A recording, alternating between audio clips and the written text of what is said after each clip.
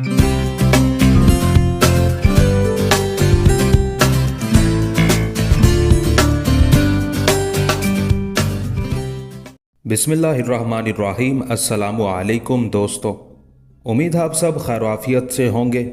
हरीम खिलाफत में सिर्फ चीदा चीदा और वो भी कभी कभी अमायदीन और अकाबरीन सल्तनत बाजियाबी की इजाज़त पाते थे। किसी गैर मुल्की का कसरे खिलाफत में दाखिले का तसव्वुर भी नहीं किया जा सकता था। लेकिन शाह मालिक ने अपनी तरफ से सिफारत के लिए ह्यू ऑफ कबारिया और टेम्पलर जॉफरी को नामजद किया और मलिक शावर को हुक्म दिया कि वो उन दोनों ईसाइयों को खलीफा के सामने पेश करके मुआहदे पर उनकी मंजूरी हासिल करें। किसी गैर मुल्की का कसरे खिलाफत में दाखिला एक अजीब सी बात थी, लेकिन उस पर मलिक शावर की वजारत का दारोमदार था, इसलिए उसने खलीफा की खुशामद दरामद करके इजाज़त हासिल कर ली। तारीख मुकर्रा पर दोनों ईसाई नाइट वज़ीर आज़म मिस्र मलिक शावर की रहनुमाई में तमाम मशरकी आदाब को मलहूज रखते हुए महल में दाखिल हुए। फिर दरवाज़ों और बरामदों से गुजरकर वो एक वसी सहन में पहुंचे। उस जगह शमशीर जन सोडानी पहरेदारों ने उन्हें सलामी दी। उस सहन के इर्द गिर्द संगे मरमर के सतूनों पर मेहराबें लगी हुई थी। छतें सोने से मुरस्सा और मुख्तलिफ रंगों से मुज़य्यन थी। फर्श पर पचिकारी का काम था। ह्यू और जॉफरी दोनों नाइट थे। उन्होंने ये शानो शौकत और आराइश व ज़ेबाइश कहाँ देखी थी। वो आंखें फाड़ फाड़ के देखते और महवे हैरत रह जाते थे। उन्हें यहाँ संगे मरमर के फवारे और किस्म किस्म के रंग बरंगे परिंदे दिखाई दिए। ऐसे परिंदों का मगरबी ममालिक में नाम तक न होता था। एक नफीस और खुशनुमा हाल में अनवाउ अकसाम के परिंदे दिखाई दिए, जिन्हें मुसव्विर का दस्ते जादू असर ही बना सकता था, या फिर किसी शायर का तसव्वुर इख्तरा कर सकता था, या उसे फिर उसका तसव्वुर किया जा सकता और आलम ख्वाब में ही देखा जा सकता था। उस हाल में ऐसे ऐसे नवादिर सजे हुए थे जो सिर्फ मशरिक और जनूब ही में पैदा होते थे और मगरिब उनसे यकसर महरूम था। फिर वो बहुत सी भूल भुलैयों से गुजरकर उस हाल में पहुंचे जहां तख्ते शाही था। खुद्दाम और हाशिया बरदार जर्क बर्क लिबास में अदब से खड़े थे। उन्हें देख के खलीफा की शान व शौकत का अंदाजा किया जा सकता था। यहाँ वजीर आजम मलिक शावर ने अपनी कमर से 3 बार तलवार खोली और जीन तक झुक के आदाब बजा लाया। उस वक्त सोने और मोतियों से मुरस्सा चिलमन यकायक हट गई और एक खालिस सोने के तख्त पर शहाना लिबास जेबतन किए फातमी खलीफा अल आजिद जलवा अफरोज नजर आया। वजीर आजम ने बसद अदबो एहतराम दोनों ईसाई सरदारों को खलीफा के हजूर में पेश किया। अमीरुल मोमिनीन ह्यू और टेम्पलर जॉफरी हमारे हलीफ मालिक शाह यरूशलेम की सिफारत की हैसियत से दरबार आली में हाजिर हुए हैं। मलिक शावर दबी जबान में ठहर ठहर के कह रहा था, शाह मालिक ने शामी लश्कर के खिलाफ 2 मरतबा हमारी मदद की है और उन्हें मिस्र छोड़ने पर मजबूर किया है। चूंकि मिस्र को अब भी सुल्तान दमिश्क की फौज कशी का खतरा है, इसलिए वो इस मुआहदे के तहत हमारे हमेशा के लिए दोस्त और हलीफ बनना चाहते हैं। उसके बाद मलिक शावर ने मुआहदे की तफसीलात बयान की। खलीफा सर झुकाए सुनता रहा। किसी वक्त एक नज़र मलिक शावर या ह्यू और जॉफरी पर डाल लिया करता था। फातमी खलीफा का नाम अब्दुल्ला बिन यूसुफ बिन हाफिजुद्दीनुल्लाह और लकब आजिदुद्दीनुल्लाह था। वो गंदमी रंग का एक खूबसूरत नौजवान था और बचपन से निकल के जवानी में पहला कदम रख रहा था। मुसलसल बीमारी की वजह से उसका खूबसूरत चेहरा मुजमहिल हो रहा था, फिर भी उसमें एक शहाना वकार झलकता था।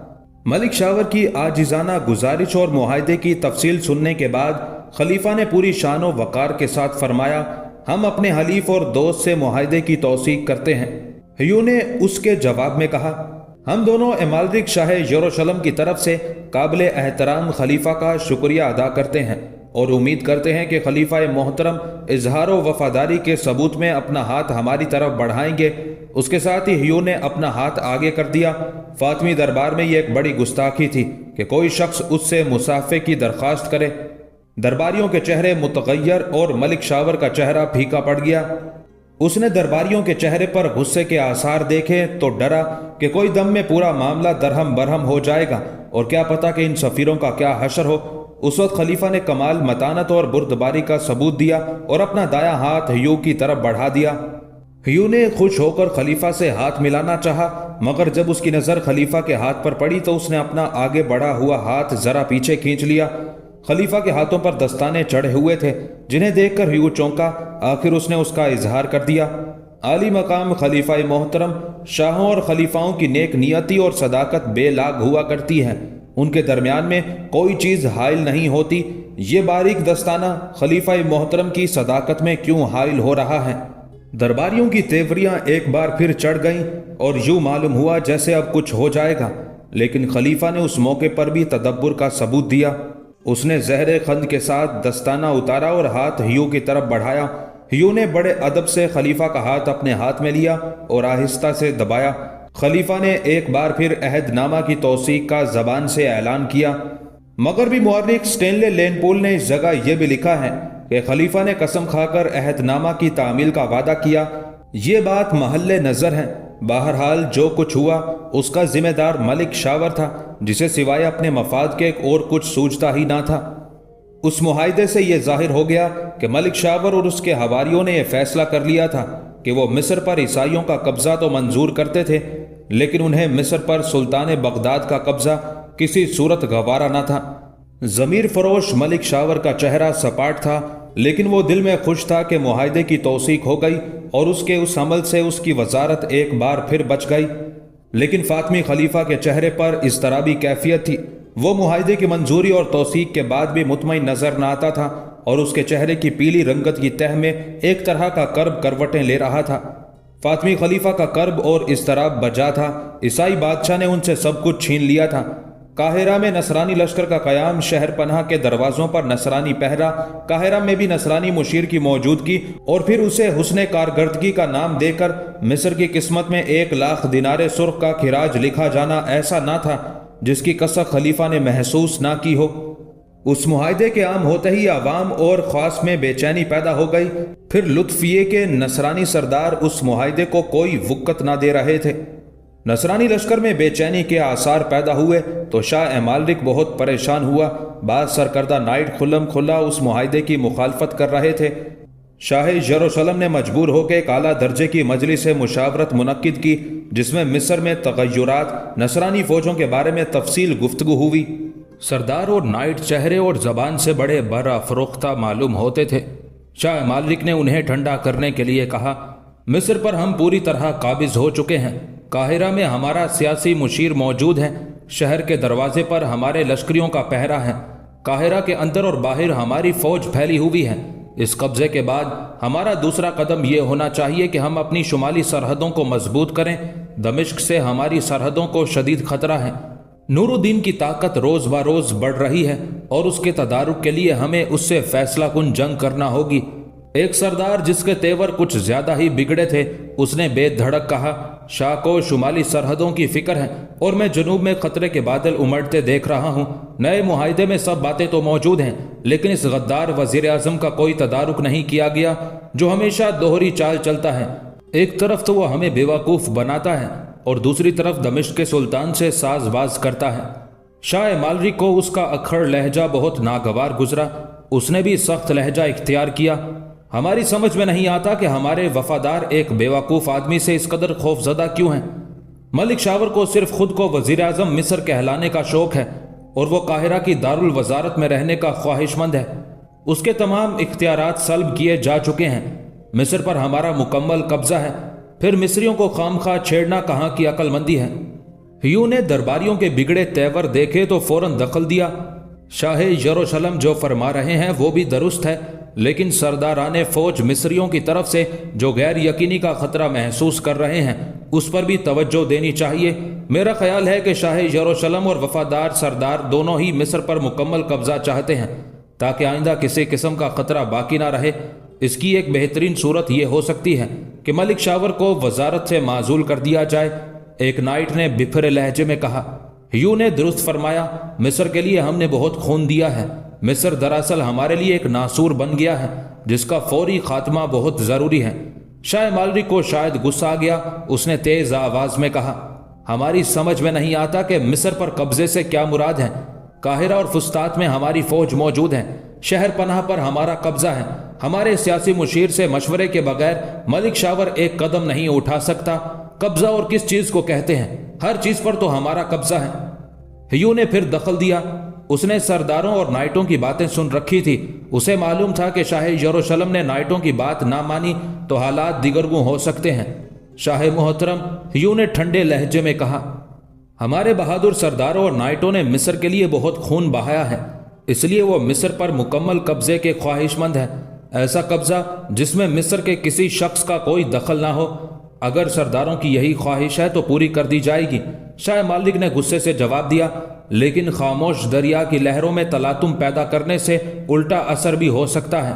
ایک نائٹ نے اس کا صاف الفاظ میں جواب دیا، شاہ محترم نے ہمیشہ تلوار کے زور پر حکومت کی ہے، ہم چاہتے ہیں کہ مصر پر بھی طاقت کے زور پر بھرپور حملہ کر کے قبضہ کیا جائے اور تلوار کی زبان سے مصریوں کو بتایا جائے کہ وہ شاہ یروشلم کے غلام ہیں اور انہیں غلاموں کی طرح رہنا ہوگا۔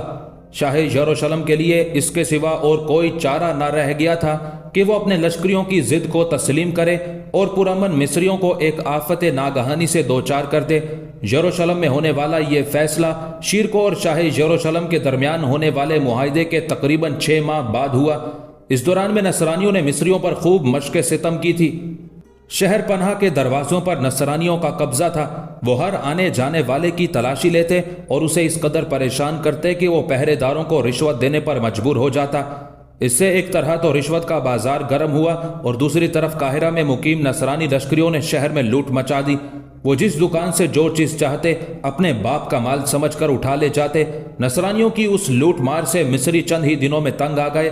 دارالوزارت پر ہر دم فریادیوں کا ہجوم اکٹھا رہتا۔ ملک شاور کے علاوہ اس لوٹ مار اور ظلم کی داستان فاطمی خلیفہ تک پہنچ گئی تھی۔ اسے عوام سے اگرچہ کوئی ہمدردی یا واسطہ نہ تھا، لیکن اس دفعہ اس نے اسرائیلیوں اور مصریوں کے معاہدے کی توثیق اور تصدیق کی تھی، اس لیے وہ ظلم و زیادتی کا ذمہ دار خود کو سمجھتا تھا۔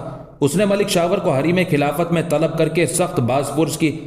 ملک شاور مصر میں نصرانی سیاسی مشیر کے پاس گیا اور وہاں بہت رویا گایا، لیکن کوئی سنوائی نہیں ہوئی۔ اب ملک شاور کی بھی آنکھیں کھلی، اس نے وزارت تو بچا لی تھی، لیکن پورا مصر اس کے ہاتھ سے نکلا جا رہا تھا۔ جگہ جگہ لوٹ مار اور دنگا فساد ہو رہا تھا۔ مصری عوام بغاوت پر آمادہ ہو رہے تھے اور انہوں نے اسرائیلی فوجیوں پر حملے شروع کر دیے تھے۔ یہی وہ وقت تھا نصرانی نائٹوں اور سرداروں نے مصر پر پورے تسلط کا مطالبہ کیا اور شاہ یروشلم کو ان کے اس مطالبے پر گھٹنے ٹیکنے پڑے۔ ایک افواہ یہ بھی گردش کر رہی تھی کہ ملک شاور نے دمشق سے رابطہ قائم کر لیا ہے اور بہت جلد شامی لشکر مصر کی جانب روانہ ہونے والا ہے۔ جب اس سلسلے میں ملک شاور سے پوچھ گچھ کی گئی تو وہ صاف انکار کر گیا، حالانکہ اس نے شیرکو کے پاس ایک سفارت بھیجی تھی اور شامی فوج کو مصر آنے کی دعوت دی تھی، لیکن شیرکو نے سلطان دمشق کے حکم کے مطابق ملک شاور کی کوئی مدد کرنے سے صاف انکار کر دیا تھا۔ ایک بیان کے مطابق فاطمی خلیفہ آزد نے بھی ایک خط کے ذریعے سلطان سے مدد کی درخواست کی تھی، لیکن سلطان اس درخواست کو ٹال گیا تھا۔ مصر پر نصرانی قبضے کا فیصلہ ہو چکا تھا۔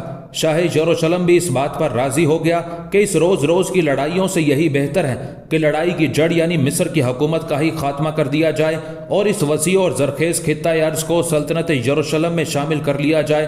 اس کے ذہن میں یہ بات بھی تھی کہ مصر پر یروشلم کے قبضے سے ممکن ہے سلطان دمشق طیش میں آئے اور وہ مصر کو بچانے کے لیے لشکر بھیجے۔ اس کے لیے اس نے فیصلہ کیا تھا کہ وہ مصر پر اس قدر زبردست حملہ کرے اور ایسی تباہی مچائے کہ لوگ خوف و دہشت سے کانپ اٹھے اور وہ دمشق کی طرف دیکھنے کی بجائے یروشلم کے شاہ کو اپنا بادشاہ تسلیم کر لے۔ ملک شاور جو اس تمام تباہی اور بربادی کا ذمہ دار تھا، وہ اس وقت بھی دوگلی چالیں چل رہا تھا۔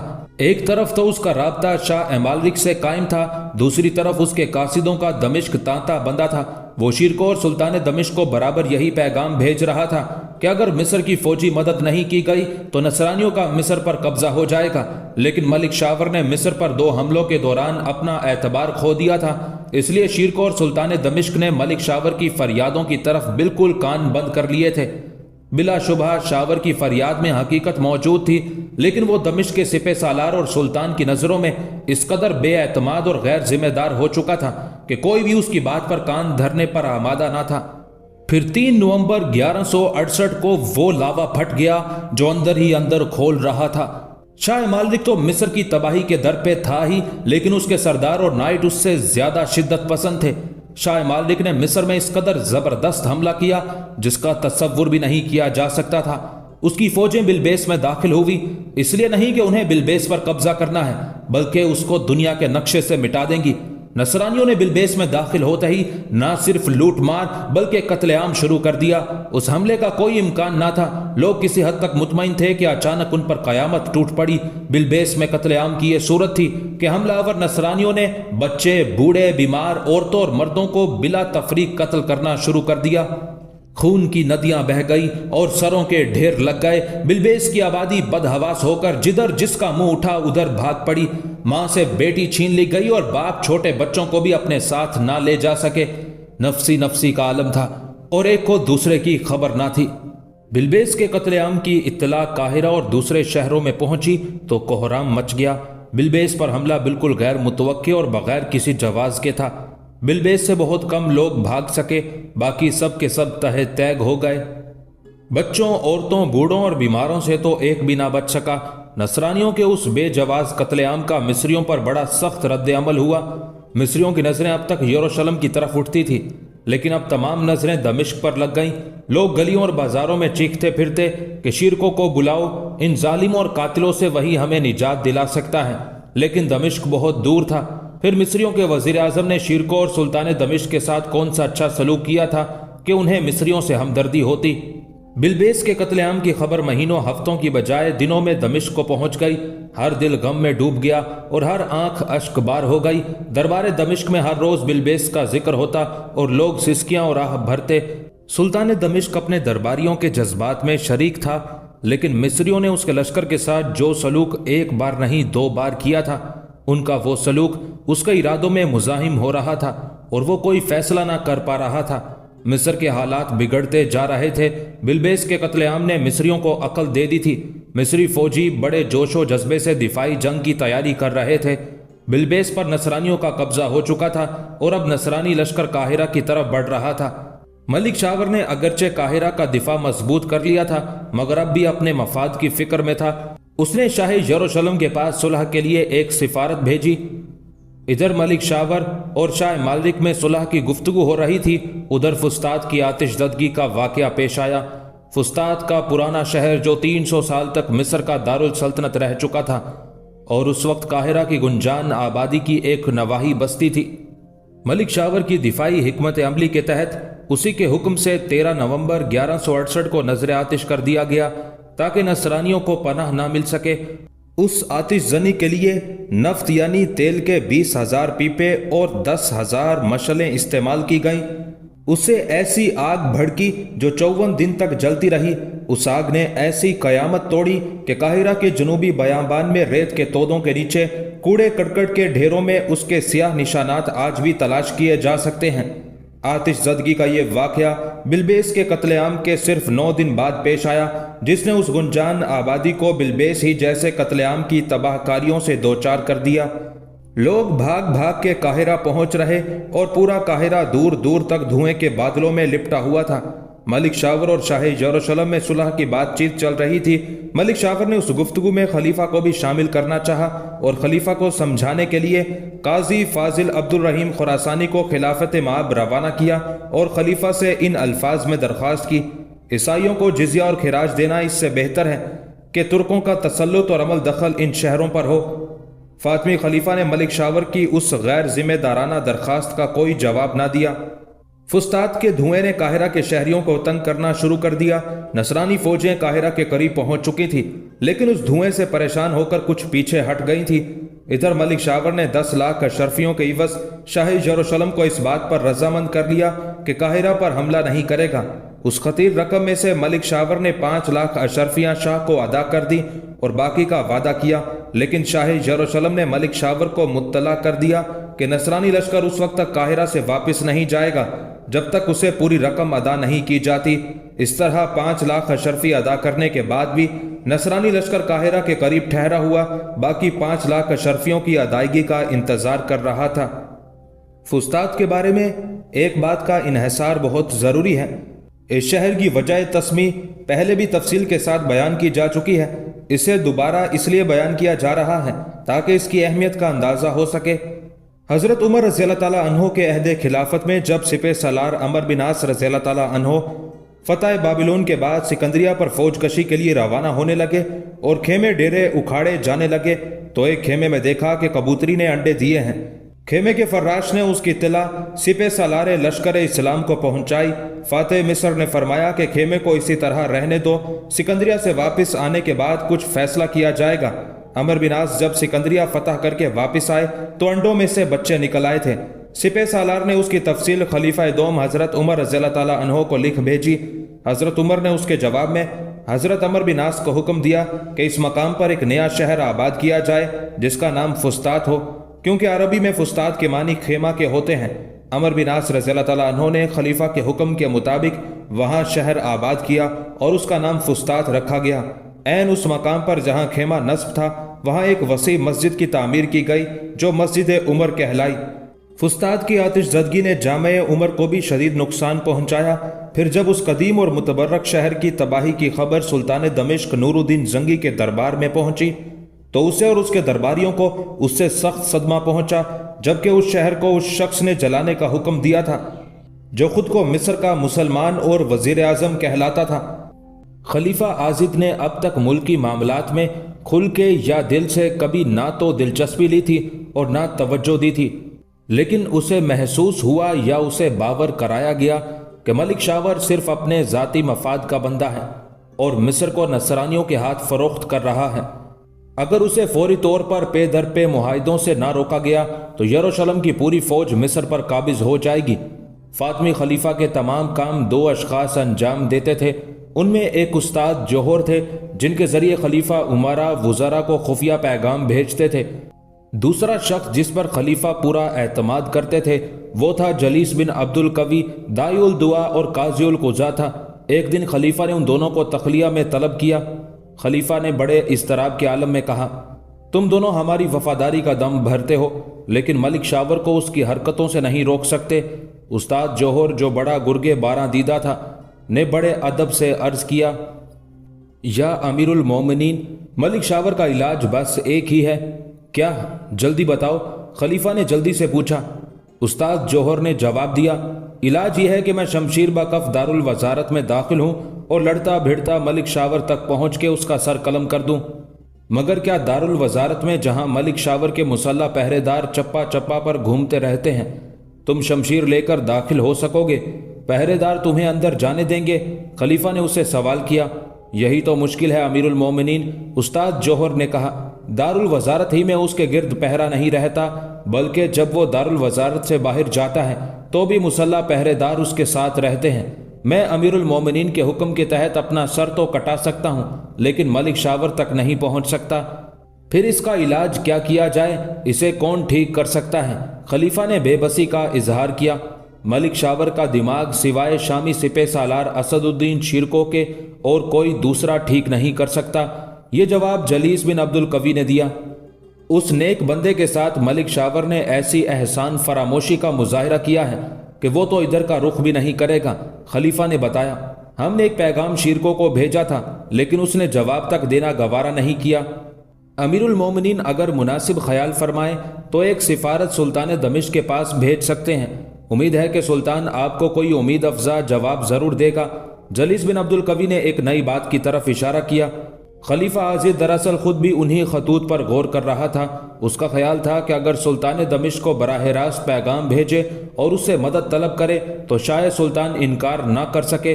अब जो काज़ियुल कुज़ा जलीस बिन अब्दुल कवी की तरफ से तहरीक हुई तो उसने फौरन कहा, बहुत माकूल ख्याल है। खलीफा ने तायद की। इस वक्त तक दमिश्क जो इतलात मुख्तलिफ लोगों ने हरीम खिलाफत के नाम पर भेजी गई वो सब बिलवास्ता थी। हमने सुल्तान दमिश्क को बराह रास्त कोई नामा अरसाल नहीं किया। मिस्र को नसरानी और मलिक शावर की गद्दारियों से बचाया जा सकता है तो हमें सुल्तान दमिश्क से मदद मांगनी पड़ेगी। हम उनसे दरख्वास्त ज़रूर करेंगे। मलिक शावर ने हमें नसरानियों के मामूली सरदारों के सामने झुका तो दिया, फिर क्या वजह है कि हम दमिश्क के सुल्तान से, जो इस वक्त दुनिया का सबसे ताकतवर सुल्तान है, क्यों दरख्वास्त नहीं करते? जलीस बिन अब्दुल कवी को खलीफा की तायद हासिल हुई तो उसने एक कदम और बढ़ाया। अमीरुल मोमिनीन ने इस गुलाम की बात पर तवज्जो फरमाई, इसके लिए मैं शुक्रगुजार हूँ। अगर अमीरुल मोमिनीन मुनासिब ख्याल फरमाए तो इस सिफारत पर जाने के लिए मैं खुद आमादा हूँ। उम्मीद है कि मुझे इस खिदमत पर मामूर करके मजीद शुक्रगुजारी का मौका दिया जाएगा। हम काज़ियुल कुज़ा की दरख्वास्त को कबूल करते हैं। फिर खलीफा ने उस्ताद जोहर की तरफ देखा। استاد جوہر کو یہ کام سونپا جاتا ہے کہ وہ آج شام تک اس موضوع پر جس کے متعلق ہم نے ابھی گفتگو کی ہے، ندیم خاص سے سلطان دمشق کے نام ایک نامہ اپنی موجودگی میں تیار کرا کے ہمیں پیش کریں گے۔ ہم چاہتے ہیں کہ دمشق کو آج ہی سفارت روانہ کر دی جائے۔ حکم کی بصر و چشم تعمیل ہوگی امیر المومنین۔ استاد جوہر نے رکوع تک جھک کے جواب دیا، اس کام میں تاخیر ہماری تکلیف کا باعث ہوگی۔ اس کے ساتھ ہی خلیفہ نے اشارہ کیا اور اس کے اور حاضرین کے درمیان تنا ہوا زرنگار پردہ گرا دیا گیا۔ خلیفہ عام طور سے امراء اور وزراء سے پردے کے پیچھے سے گفتگو کرتا تھا، سوائے مخصوص موقع اور بعض خاص اشخاص کے جب اس کے اور مخاطب کے درمیان کوئی پردہ نہ حائل ہوتا تھا۔ استاد جوہر نے بڑی تیزی دکھائی، نامہ لکھ کر تیار ہوا، پھر اس میں ضروری ترمیم کی گئی، آخر نامہ درست ہو کے خلیفہ عازد کے سامنے پیش کیا گیا۔ خلیفہ نے نامہ کئی بار پڑھا، پھر اس پر مہر خلافت ثبت کی اور جلیس بن عبد القوی کے حوالے کرنے سے پہلے خلیفہ نے خط کے آخر میں چند سطریں اپنے قلم خاص سے لکھی۔ رات گئے جلیس بن عبد القوی اپنے اعتماد کے 5 سواروں کے ساتھ پھر خلیفہ کی خدمت میں حاضر ہوا۔ خلیفہ نے انہیں کچھ ہدایات دی، جن میں اہم ہدایت یہ تھی کہ یہ نامہ کسی صورت بھی ملک شاور کے آدمیوں کے ہاتھ میں نہیں پڑنا چاہیے، کیونکہ نامہ میں ملک شاور کے بارے میں بہت کچھ لکھا گیا تھا۔ پھر اسی رات یہ 6 سوار ایک محفوظ راستے سے دمشق روانہ ہوئے۔ بلبیس پر نصرانی قبضہ اور فسطاط کی آتش زدگی پر دمشق والوں کے دل رو رہے تھے۔ قاضی القضاء کو اپنی کارکردگی دکھانے کا یہ پہلا موقع ملا تھا۔ وہ منازل طے کرتا ہوا رات کے وقت دمشق میں داخل ہوا۔ پہلے اس کا خیال تھا کہ وہ رات سرائے میں گزارے، پھر صبح کو دربار پہنچے، لیکن اس نے یہ خیال رد کر دیا اور لوگوں سے شیرکو کا پتہ پوچھتا ہوا سیدھا اس کے محل پر پہنچ گیا۔ شیرکو شاہ دمشق کے سرداروں کا سردار تھا۔ اس کا محل بڑا شاندار تھا اور پہرے پر درجنوں مسلح سوار موجود تھے۔ جلیس بن عبد القوی نے ایک پہرے دار کو مخاطب کر کے بڑی بے خوفی سے کہا، سپہ سالار افواج دمشق کو مطلع کر دو کہ قاہرہ سے مصر کا قاضی القضاء جلیس بن عبد القوی آیا ہے اور اسی وقت سپہ سالار سے ملاقات کا خواہش مند ہے۔ قاضی القضاء کا نام سن کر پہرے دار گھبرا گیا۔ اس نے فوراً جھک کے قاضی شہر کو سلام کیا، پھر بغیر کوئی سوال کیے اندر کی طرف بھاگا۔ قاضی القضاء اور اس کے ساتھی سپہ سالار کے محل کے صدر دروازے پر کھڑے اس شاندار محل کو تحسین کی نظروں سے دیکھ رہے تھے۔ ذرا دیر گزری تھی کہ بوڑھا سپہ سالار شیرکو ننگے سر اور ننگے پیر بھاگتا ہوا ان کے پاس آ گیا۔ خوش آمدید، خوش آمدید، شیرکو نے قاضی القضاء سے کہا، جس کا گھوڑا سب سے آگے کھڑا تھا۔ قاضی القضاء، مصر نے اس گنہگار کے غریب خانے پر قدم رنجہ فرما کر عزت بخشی ہے، اس کا میں شکر گزار ہوں۔ آپ کا آنا مبارک ہو، تشریف لائیے، خدا تمہیں اپنی امان میں رکھے اور تمہیں عمر خضر عطا فرمائے۔ یہ کہتا ہوا قاضی القضاء اور اس کے ساتھی گھوڑے سے اترے۔ قاضی القضاء نے اپنا دایاں ہاتھ آگے بڑھا دیا، شیرکو نے فوراً اس کے ہاتھ کو بوسہ دیا۔ قاضی محترم نے شیرکو کو گلے سے لگا کر اسے دعا دی۔ اندر تشریف لے چلیے حضور، شیرکو نے بڑے ادب سے کہا۔ شیرکو کی رہنمائی میں سب لوگ مہمان خانے میں پہنچے۔ شیرکو نے کہا، اتنے طویل سفر میں آپ کو یقیناً بہت زحمت ہوئی ہوگی، میرا خیال ہے کہ یہ زیادہ بہتر ہوگا آپ لوگ اس وقت کھانا تناول فرما کر آرام کیجئے، صبح کو انشاءاللہ بات ہوگی۔ نہیں شیرکو، قاضی محترم نے بڑی محبت سے کہا، ہمارے پاس وقت بہت کم ہے اور کام زیادہ ہے۔ وقت کا تقاضا ہے کہ میں اپنے آنے کا مدعا تم سے بیان کر دوں تاکہ ہمیں کل سلطان کے دربار میں پیش کر دیا جائے۔ مصر کے حالات بہت دگرگوں ہیں اور اعلیٰ مقام خلیفہ محترم نے اپنا ذاتی خط دے کر ہمیں دمشق بھیجا ہے۔ سپہ سالار کی سمجھ میں ہماری آمد کا مقصد آ گیا ہوگا۔ درست فرمایا محترم قاضی القضاء نے، شیرکو نے جواب دیا، مصر کے حالات سے ہم لوگ خود بھی پریشان ہیں۔ اعلیٰ حضرت سلطان روزانہ مصر کی خبریں سب سے پہلے سنتے ہیں۔ آپ فکر نہ کیجیے، کھانا کھائیں، میں کھانے کے دوران آپ سے گفتگو کرتا رہوں گا۔ شیرکو کے اس پرخلوص رویے سے قاضی القضاء جلیس بن عبد القوی کو بہت امید بندھی۔ کھانے کے دوران بھی دونوں میں گفتگو ہوتی رہی۔ شیرکو نے قاضی سے وعدہ کیا کہ وہ کل ہی انہیں سلطان کے حضور میں پیش کر دے گا اور جب سلطان اپنے سرداروں کا مشورہ طلب کرے گا تو شیرکو قاضی کی پوری تائید کرے گا۔ قاضی القضاء رات بھر بے چین رہا۔ شیرکو نے ہر چند اسے تعاون کا یقین دلایا تھا، لیکن یہ شاہی دربار کا مسئلہ تھا، اور دربار بھی کس کا؟ سلطان دورہ کا، جس کے سامنے یورپ اور وسط ایشیا کا کوئی بادشاہ سر اٹھانے کی مجال نہ رکھتا تھا۔ شاہی محلات خواہ مصر کے ہوں یا دمشق کے، وہاں کی باتیں چھپی نہیں رہتی۔ قاضی اور شیرکو نے بڑی احتیاط سے گفتگو کی تھی۔ मगर शीरकों के महल की कनीजें और गुलाम बात ले उड़े। फिर जब सुबह हुई तो तमाम शाही महल्लात में यह खबर पहुंच गई कि सुल्तान मिस्र का काजी उल कुज़ा फातमी खलीफा का कोई खास पैगाम लेके दमिश्क आया है। सबको यह भी मालूम हो गया कि खलीफा का पैगाम लाने वाला कोई मामूली शख्सियत का मालिक नहीं बल्कि मिस्र का काजी उल कुज़ा जलीस बिन अब्दुल कवी है। सुबह को शीरकों ने अपने तमाम काम मनसूख कर दिए और काजी उल कुज़ा को साथ लेकर सीधा कसरे सुल्तानी पहुंच गया। शीरकों ने सुल्तान के हाजिबों को बताया कि सुल्तान मोहतरम को इत्तला दी जाए कि फातमी खलीफा अल आजिद का एक पैगाम लेकर मिस्र के काजी उल कुज़ा तशरीफ लाए हैं और फौरी बाजियाबी के ख्वाहिशमंद हैं। सुल्तान दमिश्क ने इत्तला पाते ही शीरकों और काजी उल कुज़ा को अपनी ख्वाबगाह में तलब कर लिया। कसरे सुल्तानी की आन बान और शान और शौकत देखने के काबिल थी, लेकिन काजी उल कुज़ा एक तो जहन से परेशान था और वो जल्द से जल्द सुल्तान का सामना करना चाहता था, इसलिए वो कसर की आराइश की तरफ तवज्जो ना दे सका। दूसरी बात यह थी कि काजी उल कुज़ा की नज़रों में मिस्र का कसरे खिलाफत था, इसलिए भी वो कसर के पहरेदारों और बीच दर बीच कमरों पर तायराना नजरें डालता हुआ आगे बढ़ता रहा और आखिर ख्वाबगाह सुल्तानी पर पहुंच गया। सुल्तान की ख्वाबगाह पर दोहरा और तहरा पहरा लगा था। यह एहतियात सुल्तान ने खुद बरती थी, क्योंकि सुल्तान नूरुद्दीन जंगी के वालिद मोहतरम अमीर इमादुद्दीन जंगी को गुलामों ने सोते में कत्ल कर दिया था। कसरे सुल्तानी हो या मैदान जंग, सुल्तान के गिर्द सख्त पहरा रहता था। शीरकों के साथ होने की वजह से उसे दिक्कत ना हुई और वो दोनों बहुत जल्द सुल्तान के सामने पहुंच गए। शीरकों और काजी उल कुज़ा ने एक साथ सुल्तान को कुर्निश पेश किया। सुल्तान नूरुद्दीन जंगी ने धीमे लहजे में कहा, काजी उल कुज़ा, मिस्र का आना मुबारक। हम मुअज़्ज़ज़ मेहमान को खुशामदीद कहते हैं। उन्हें इजाजत है कि वो अपने आने का मकसद बयान करें। काजी उल कुज़ा ने अंदर की जेब से एक लिफाफा निकाला और उसे बुलंद करते हुए कहा, ऐ शाह दौरा और दमिश्क के अजीम सुल्तान, इस लिफाफे में उस बेकसी के आंसू बंद हैं जिसे दुनिया फातमी खलीफा अल आजिद के नाम से याद करती है। कहने को फातमी खलीफा है, लेकिन गद्दार और एहसान फरामोश मलिक शावर ने उस मासूम हस्ती को कसरे खिलाफत की दीवारों में इस तरह कैद कर रखा है कि वो फड़फड़ा भी नहीं सकता। फुस्ताद का गुंजान शहर जल रहा है, मगर खलीफा उसकी आग नहीं बुझा सकता। शहरों में लूट मार मची है, मगर खलीफा लूटने वालों का हाथ नहीं रोक सकता। मफाद परस्त मलिक शावर मिस्र का सौदा कर रहा है, लेकिन खलीफा जबान से उफ भी नहीं कर सकता। काजी जलीस बिन अब्दुल कवी की जज्बाती बातों ने सुल्तान को बहुत मुतासिर किया। उसने गुलाम को इशारा किया और गुलाम ने आगे बढ़कर काजी के हाथ से लिफाफा ले लिया। खत खोल के पेश किया जाए, सुल्तान ने हुक्म दिया। गुलाम ने लिफाफा चाक किया तो उसमें से एक फटा हुआ कागज निकला। साथ ही बड़े लिफाफे से एक छोटा सा बंद लिफाफा फर्श मखमल पर गिरा। गुलाम ने जल्दी से झुककर छोटे लिफाफे को फौरन उठा लिया। फिर उसने लिपटा हुआ कागज सुल्तान को दे दिया। यह खलीफा का सुल्तान के नाम खत था।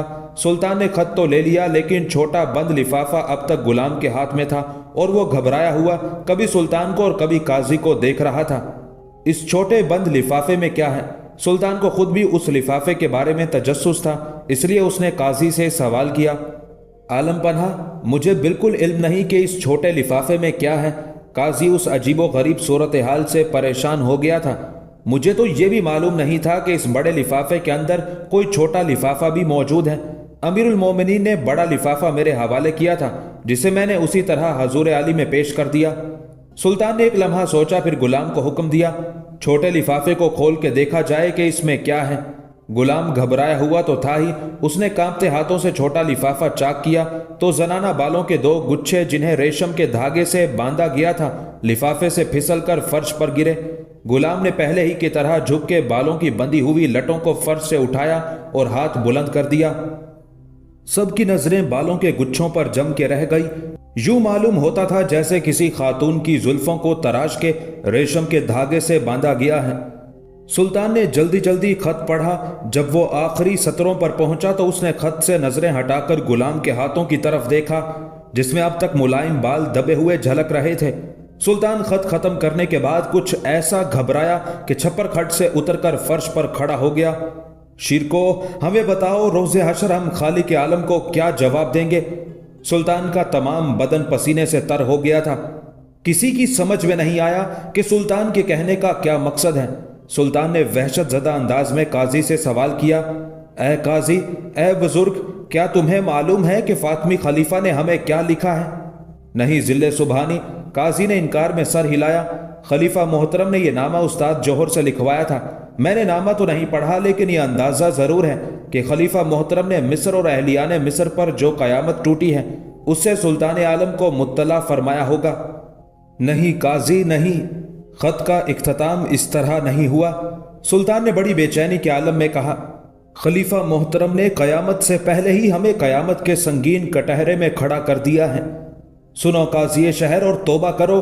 खलीफा ने खत के आखिर में अपने कलम खास से लिखा है, ए सुल्तान दमिश्क और ए फर्जंदे दिलबंद, इस अरीज़ा के साथ अपनी हरम की जुल्फों की तराशीदा लटें भी एक छोटे लिफाफे में भेज रहा हूं, ताकि तुम्हें मालूम हो जाए कि अगर तुमने लश्कर इस्लाम के साथ फौरन मिस्र कूच ना किया तो नसरानियों के हाथ ख़वातीने खाना के सर की चादरों तक पहुंच जाएंगे।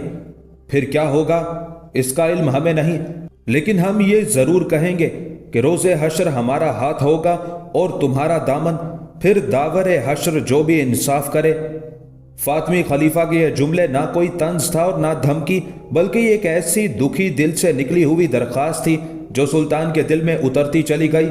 सुल्तान तो सुल्तान था, अगर ये बातें काम मुसलमान से भी कही जाती तो वो भी तलवार खींच के मिस्र की तरफ दौड़ पड़ता।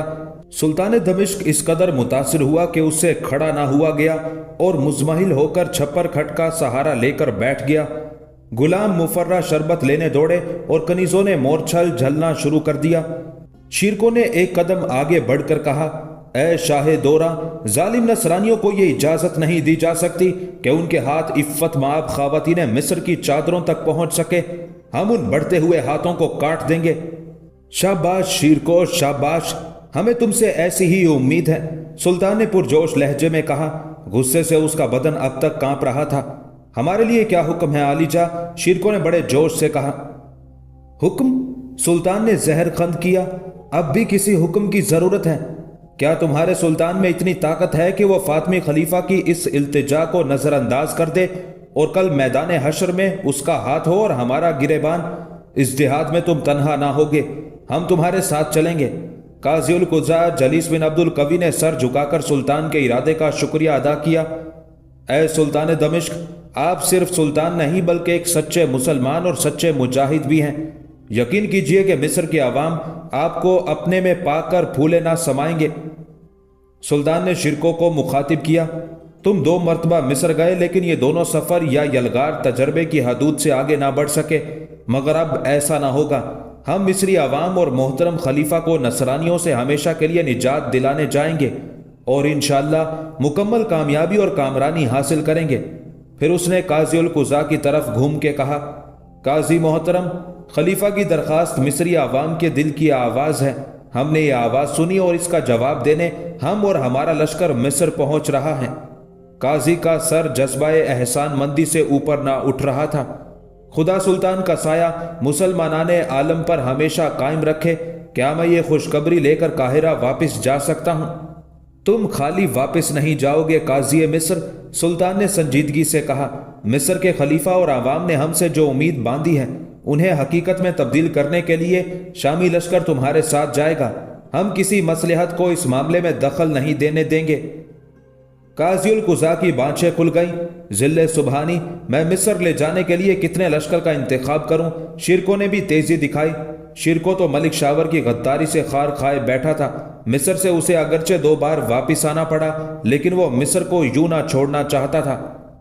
तुम 6000 तुर्कमानों का इंतखाब करो, बाकी हम मुंतखब करेंगे, सुल्तान ने हुक्म दिया।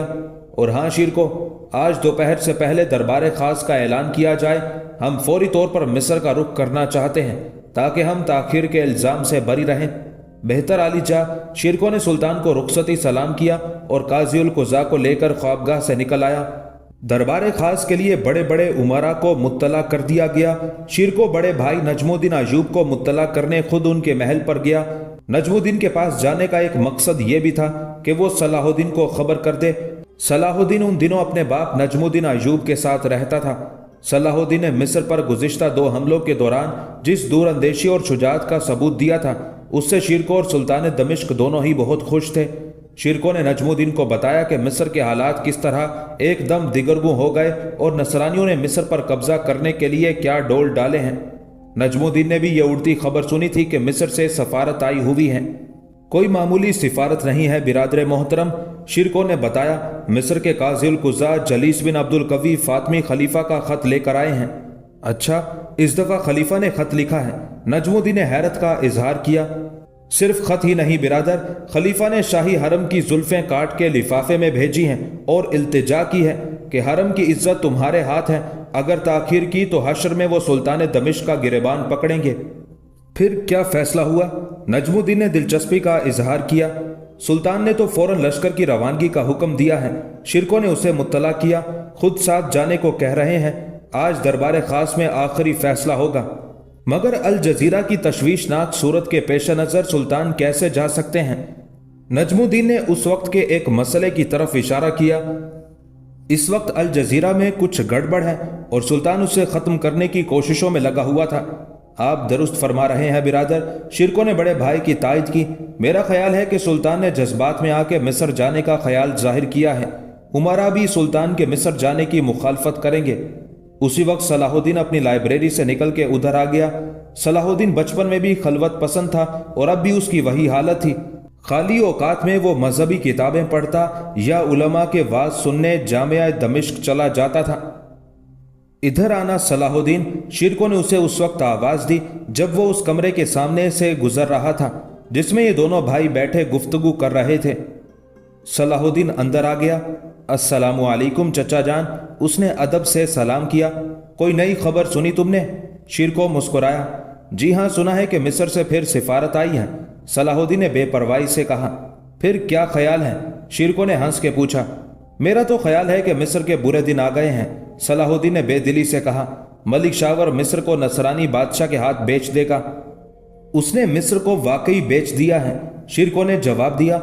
सुल्तान खुद लश्कर लेकर मिस्र जाने का कस्द कर रहे हैं। सलाहुद्दीन के कदम बढ़ चुके थे, लेकिन उसने कदम रोके और पलट के कहा, मिस्र की मदद करना अपनी ताकत जाया करने के मुतरादिफ है चचा जान। शिरको ने चौंक के सलाहुद्दीन को देखा, एक लम्हा कुछ सोचा, फिर बोला, सलाहुद्दीन आज दरबार खास है, सुल्तान मिस्र के बारे में गुफ्तगू करेंगे। चचा जान, मुझे मिस्र से कोई दिलचस्पी नहीं। ये कहते हुए सलाहुद्दीन ने फिर कदम उठाए। खैर, ये तुम्हारा मसला है, शिरको ने जरा सख्त लहजे में कहा। सलाहुद्दीन के कदम रुक गए। उसने फिर पलट के देखा। शिरको ने उसे तेज नजरों से देखते हुए कहा, सुल्तान ने तुम्हें बुलाया है। समझे सलाहुद्दीन? मुझे बुलाया है दरबार खास में, मगर मैं खास उमरा में तो नहीं। सलाहुद्दीन ने जैसे खुद से सवाल किया और खुद ही जवाब दे दिया। तुम खास उमरा से भी बड़े हो, तुम्हें दरबार खास से पहले तलब किया गया है, शिरको ने उसी लहजे में कहा। क्या जवाब है तुम्हारा? जवाब? सलाहुद्दीन घबरा गया। मैं सुल्तान की हुक्मदूली तो नहीं कर सकता।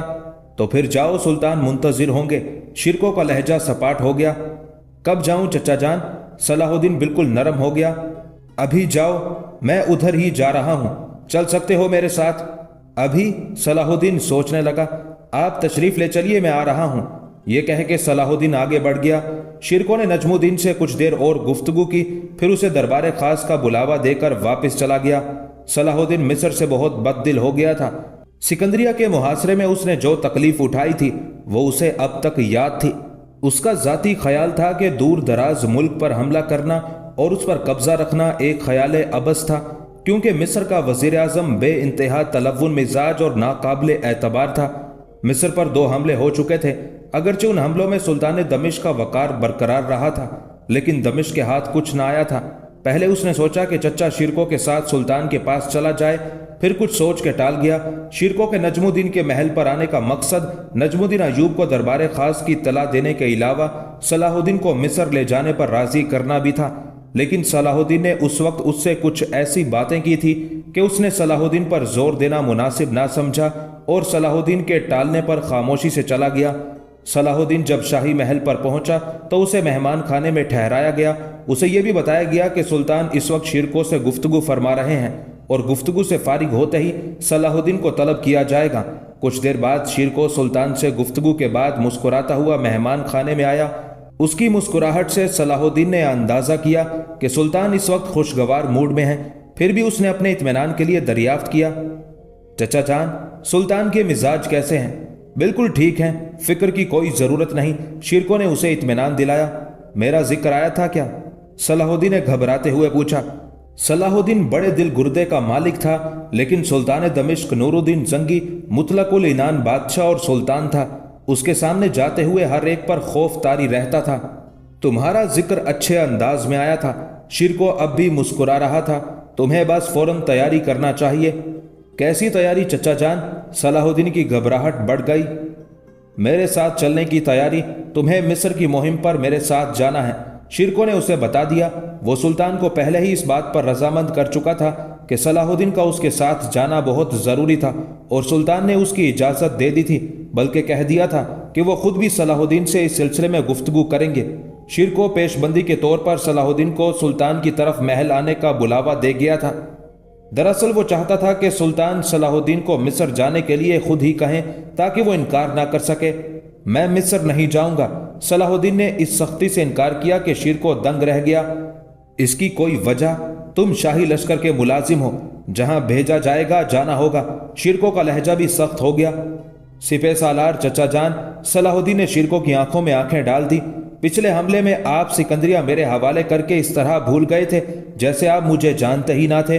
پھر جب سکندریہ کا محاصرہ ہوا اور مصری عوام نے مجھے پریشان کرنا شروع کیا تو میں ہی جانتا ہوں کہ مجھے کیسے کیسے عذابوں سے گزرنا پڑا۔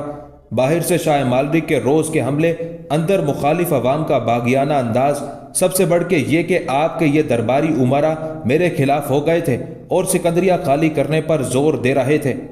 یہ سب باتیں مجھے معلوم ہیں، شیرکو نے جواب دیا، لیکن سلطان کو یہ یقین دلایا گیا ہے، اور یہ یقین میں نے دلایا ہے کہ اگر سکندریہ کا سردار صلاح الدین کی بجائے کوئی اور امیر ہوتا تو نہ صرف سکندریہ ہاتھ سے نکل جاتا بلکہ شامی لشکر کا نصرانیوں سے بچ کر نکل آنا ناممکن ہو جاتا۔ اسی وقت اندر سے صلاح الدین کا بلاوا آ گیا اور صلاح الدین اپنی حالت درست کرتا ہوا حاجب کے پیچھے پیچھے سلطان کی طرف چلا۔ اب وہ پہلے سے زیادہ پریشان تھا۔ اسے علم نہیں تھا کہ شیرکو اور سلطان میں اس کے متعلق کیا گفتگو ہوئی ہے، اور کہیں ایسا نہ ہو کہ اس کے منہ سے کوئی ایسی بات نکل جائے اور اس کی ترقی پر سیاہ لکیر پھر جائے۔ سلطان کی ناراضگی پورے عالم کی ناراضگی سے کم نہ تھی۔ اسے اس بات کا بھی اندازہ تھا کہ مصر کے پچھلے حملے میں اس نے جو تکلیف اٹھائی تھی اس کا صلہ سلطان نے اسے دے دیا تھا، اور اس کا اس وقت محل میں تنہا طلب کیا جانا اس بات کا غمازی کرتا تھا کہ درباری امارا میں اس کا یہ خاص مقام بن گیا ہے۔ چنانچہ وہ اپنے سلطان کے سامنے پہنچا۔ صلاح الدین جب سلطان نورالدین زنگی کے سامنے پہنچا تو اس نے سلطان کو تعظیم پیش کی اور کنکھیوں سے سلطان کا چہرہ دیکھا۔ سلطان پرسکون نظر آ رہا تھا۔ صلاح الدین نے دل میں خدا کا شکر ادا کیا۔ صلاح الدین، سلطان نے نرم لہجے میں مخاطب کیا۔ صلاح الدین نے مختصر جواب دیا، جی عالی جاں، سپہ سالار نے مجھے اعتماد میں لے لیا ہے۔ صلاح الدین نے مختصر جواب دیا، تم شیرکو کے ساتھ مصر کی مہم پر جا رہے ہو، سلطان نے براہ راست کہہ دیا۔ صلاح الدین کے پیروں کے نیچے سے زمین نکل گئی۔ انکار کا کوئی موقع ہی نہ تھا، پھر بھی اس نے جرت سے کہا، غلام خادم تخت و تاج ہے۔ گزشتہ مہم کے موقع پر فوج کی تعداد ناکافی تھی، اس لیے کئی پریشان کن مواقع آ گئے تھے۔ اور کیا کمی تھی صلاح الدین؟ سلطان نے اسی نرمی سے پوچھا۔ ہتھیاروں اور دیگر اشیاء کی کمی کا بھی احساس ہوا تھا۔ صلاح الدین نے ادب سے کہا، اگر شامی لشکر کو مصر میں 1-2 ماہ اور قیام کرنا پڑتا تو پریشانی میں زیادہ اضافہ ہو سکتا تھا۔ سلطان نے ہنکاری بھری، تم نے صحیح اندازہ لگایا، ہم تمہاری باتوں سے خوش ہوئے۔ الجزیرہ کے حالات کے پیش نظر شاید ہم مصر نہ جا سکیں گے۔ بہرحال اس دفعہ لشکر کی تعداد گزشتہ مہموں سے 5 گنا زیادہ ہوگی۔ اس کے علاوہ لشکر کے ساتھ جانے والی تمام اشیاء کی تعداد اور وزن تمہاری مرضی کے مطابق ہوگا۔ تمہارے کہنے میں کوئی کمی نہیں کی جائے گی۔ اب تم مطمئن ہو؟ عالی جاں، مجھے صرف آپ کی نظر کرم چاہیے، صلاح الدین نے فوراً جواب دیا۔ لشکر اور دیگر سامان کے متعلق میں نے جو گزارش کی ہے اس کا تجربہ مجھے سکندریہ کے محاصرے کے دوران ہوا تھا۔ جاؤ، جا کے تیاری کرو۔ یہ کہہ کر سلطان کھڑا ہو گیا۔ صلاح الدین کے پاس مزید گفتگو یا ٹال مٹول کا کوئی جواز نہ تھا۔ اس نے رخصتی سلام کیا اور اٹھے پیروں واپس ہوا۔ صلاح الدین مزمحل قدموں سے قصر سلطانی کے باہر آیا۔ صلاح الدین کا اپنا بیان ہے کہ جس وقت سلطان دمشق نورالدین زنگی نے اسے شیرکو کے ساتھ مصر پر تیسری یلغار کا حکم دیا تو اسے یوں محسوس ہوا جیسے اسے تختہ دار پر کھینچا جا رہا ہے۔ گزشتہ سفر کے دوران مصر میں اس پر جو مصیبتیں ٹوٹی تھی وہ جس کرب سے گزرا تھا وہ تمام مناظر اس کی آنکھوں کے سامنے گھوم گئے۔ سکندریہ کا محاصرہ تو اس کے لیے ایک اذیت ناک قید خانہ بن گیا تھا۔ ایک طرف مصری تاجروں کی مخالفت تھی تو دوسری طرف اپنوں کی بے حسی۔ بعض امرائے نوریہ جو اس محاصرے میں صلاح الدین کے ساتھ تھے وہ بھی دبے الفاظ میں شاہ مالرک سے صلح کا مشورہ دینے لگے تھے، مگر یہ صلاح الدین کا حوصلہ تھا کہ اس نے مخالفوں کو بھی دبائے رکھا اور اپنے فوجیوں کے حوصلے بلند رکھنے کی کوشش میں بھی مصروف رہا، یہاں تک کہ شاہ مالرک کو مجبور ہو کر نہ صرف محاصرہ اٹھانا پڑا بلکہ شامیوں کو ایک بھاری رقم بطور تاوان جنگ ادا کرنا پڑی۔ ایک روایت کے مطابق جب شیرکو اور یروشلم کے بادشاہ میں صلح کی شرائط طے ہو رہی تھی تو شاہ یروشلم نے اپنے کیمپ میں صلاح الدین کی ایک شاندار ضیافت کی تھی اور صلاح الدین دشمن کیمپ میں کئی روز مقیم رہا تھا۔ اس واقعے کی مسلم تاریخوں میں کوئی سند نہیں ملتی، لیکن مغربی مورخوں نے اس واقعے میں اتنا غلو کیا ہے کہ یہاں تک لکھ مارا، مصر چھوڑنے سے پہلے امالرک کے کیمپ میں صلاح الدین کی کئی دن تک مہمان نوازی کی گئی، لیکن بعض لوگوں کا خیال ہے کہ بطور یرغمالی نہ کہ مہمان۔ بہرحال اس کا یہ تجربہ بھی بڑا کارآمد ثابت ہوا۔ یہاں اس نے نائٹس کا نظم و ضبط دیکھا اور یہی ہیمرے آف ٹورون سے اس کی دوستی ہوئی، جس کے کم از کم ایک مسلمان امیر سے برادرانہ تعلقات تھے۔ یہ بھی ممکن ہو سکتا ہے اس موقع پر ہیمفرے سے نصرانی نائٹ کا اعزاز حاصل کیا ہو۔ یہ اور ایسی کئی باتیں صلاح الدین سے منسوب کی گئی ہیں اور یہاں تک لکھا گیا ہے کہ صلاح الدین نے نائٹ بننے کی خواہش کی اور اسے نائٹ بننے کے تمام مراحل سے گزار کر نائٹ کا خطاب دیا گیا۔ یہ الگ موضوع ہے جس پر آئندہ تبصرہ کیا جائے گا۔ صلاح الدین کا گھوڑا جب مسجد معاویہ کے سامنے سے گزر رہا تھا تو مسجد کے اندر سے ایک خوش الہان کاری کی آواز بلند ہو رہی تھی جو قرآن پاک کی یہ آیات پڑھ رہا تھا، تم پر فرض ہوا خدا کی راہ میں لڑنا اور وہ تمہیں ناگوار ہیں، اور قریب ہے کہ کوئی بات تمہیں بری لگے اور وہ تمہارے حق میں بہتر ہو، اور قریب ہے کہ کوئی بات تمہیں پسند آئے اور وہ تمہارے حق میں بری ہو، اور اللہ جانتا ہے اور تم نہیں جانتے۔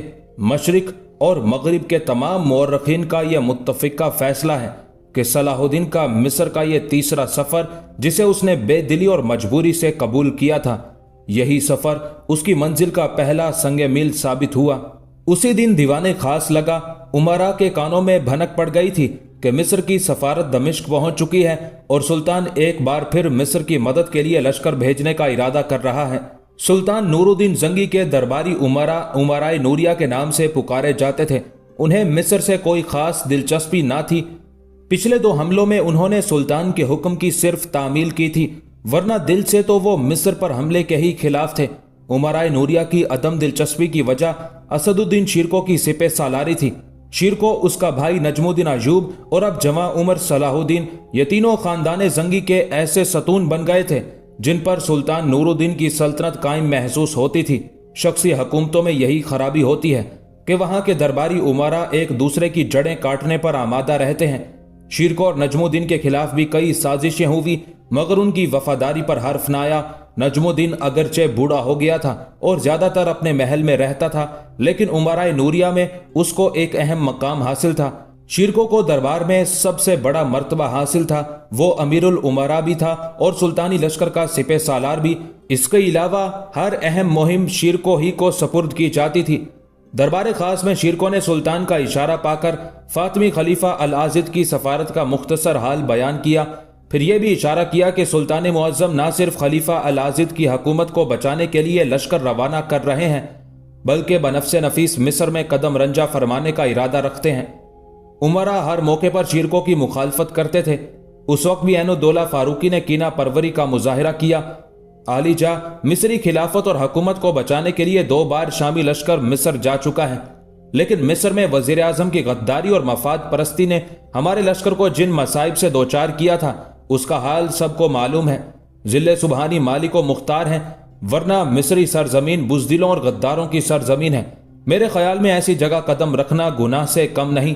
امیر عین الدولہ، شیرکو تقریباً چیخ پڑا، میں نے ابھی مصر کے حالات بیان کیے ہیں اور ان باتوں کا ذکر کیا ہے جن باتوں نے خلیفہ کو اس قدر مجبور کیا کہ اس نے خواتین کی زلفیں کاٹ کے دمشق روانہ کر دی۔ اس کے بعد تو یہ ذکر ہی غلط ہے کہ مصر کی مدد کرنے یا نہ کرنے پر بحث ہو۔ اس دربار کا انعقاد کا مقصد یہ ہے کہ عالی جا کے اس خیال پر غور کیا جائے گا کہ ان کا لشکر اسلام کے ساتھ مصر جانا مناسب ہے کہ نہیں۔ अपनी गुफ्तगू को सिर्फ इस बात तक महदूद रखिए। उमराए नूरिया के एक दूसरे अमीर सैफुद्दीन हकारी ने शिरको की तायद की। अमीर शिरको ने दुरुस्त फरमाया, खलीफा ने जिन हालात में और जिस अंदाज में मदद तलब की है उसे तो कोई सख्त दिल ही रद्द कर सकता है। अब सवाल है सुल्तान आली मकाम के मिस्र जाने का। देखना यह है कि अल जजीरा के बिगड़े हुए हालात के पेश नजर सुल्तान का दारुल सल्तनत से बाहर जाना मुनासिब है कि नहीं। अगर सुल्तान मुअज्जम ने यह फैसला कर लिया है कि वो मिस्र जरूर तशरीफ ले जाएंगे तो फिर बहसो मुबाहिसे की जरूरत नहीं, और अगर सुल्तान ने अजराह करम हम वाबस्तगाने तख्तो ताज को राय देने का इख्तियार दिया है तो। सैफुद्दीन मशरूब हकारी कहते कहते रुक गया। शिरको ने लुकमा दिया, अमीर अपनी बात मुकम्मल कीजिए, सुल्तान आपकी आरा मालूम करना चाहते हैं। मशरूब हकारी ने संभल कर कहा, मिस्र जाने के लिए यकीनन एक बड़ा लश्कर तरतीब दिया जाएगा और इस बात का भी इम्कान है कि यह लश्कर अमीर असदुद्दीन शिरको की जेर कमान मिस्र भेजा जाएगा। इस तरह अगर सुल्तान मुअज्जम एक बड़े लश्कर और शामी लश्कर के सिपे सालार के साथ मिस्र तशरीफ ले जाते हैं तो एक तरफ तो अल जजीरा का मसला हल ना होगा, दूसरा इस बात का इम्कान है कि दमिश्क के शुमाली इलाकों की ईसाई रियासतें एक नया मसला पैदा करें। इसलिए सुल्तान से मेरी दरख्वास्त है कि वो दमिश्क को बिल्कुल तनहा ना छोड़ें। अगर मिस्र की फतह और कब्जा इस कदर जरूरी है तो वहां भेजे जाने वाले लश्कर की तादाद में इजाफा किया जा सकता है। अमीर कुतुबुद्दीन ने मजीद तायद की, मेरा अपना ख्याल है कि मिस्र की सरकूबी के लिए किसी बड़े लश्कर की जरूरत नहीं। सिपे सालार अमीर असदुद्दीन शिरको ने एक से ज्यादा दफा यह तासुर दिया कि मिस्री फौजी बुज़दिल हैं और अवाम एक तब्दीली के ख्वाहिशमंद हैं। यह मसला इतना अहम नहीं कि सुल्तान मुअज्जम खुद तशरीफ ले जाएं। आखिर हम वाबस्तगाने तख्त किस लिए हैं। आखिर तय हुआ कि लश्कर असदुद्दीन की सरकर्दगी में रवाना किया जाए और लश्कर को पहले से ज्यादा मजबूत किया जाए। सुल्तान दमिश्क ने 8000 सवारों की मंजूरी दी। यह तादाद गुज़िश्ता हमलों के लश्कर से 4 गुना ज्यादा थी। सुल्तान के हुक्म के मुताबिक मौजूदा लश्कर में 6000 तुर्कमान शामिल किए गए। सुल्तान ने फरमाया, इस 6000 लश्कर के अलावा हमारे खास मुहाफिज दस्तों में से 2000 सवार असदुद्दीन को दिए जाएंगे। इसके अलावा तमाम उमराए नूरिया असदुद्दीन के साथ जाएंगे जो इससे पहले मिस्र जा चुके हैं। उन उमरा में सलाहुद्दीन भी शामिल होगा क्योंकि इस नौजवान ने सिकंदरिया के मुहासरे के दौरान कामिल मतानत, सब्र व तहम्मुल, दूरअंदेशी का सबूत दिया था। इस सिलसिले में आखिरी बात यह है कि लश्कर की रवानगी को जहां तक हो सके पोशीदा रखा जाए। इसलिए हुक्म दिया जाता है कि असदुद्दीन शिरको 6000 का लश्कर लेकर मशरिक में एक मंजिल पर पहुंचे। इनकी रवानगी आज रात होगी। कल सुबह हम 2000 सवारों के साथ शिरको की तरफ रवाना होंगे और जाहिर यह किया जाएगा कि हम शिकार पर जा रहे हैं। सुल्तान के हुक्म में दखल देने की किसी में हिम्मत ना थी। उस हुक्म पर पूरा अमल किया गया। सुल्तान ने तमाम उमरा को रुखसत कर दिया ताकि वो तैयारी करके रात को रवाना हो सके। सलाहुद्दीन भी अपने महल वापस आया।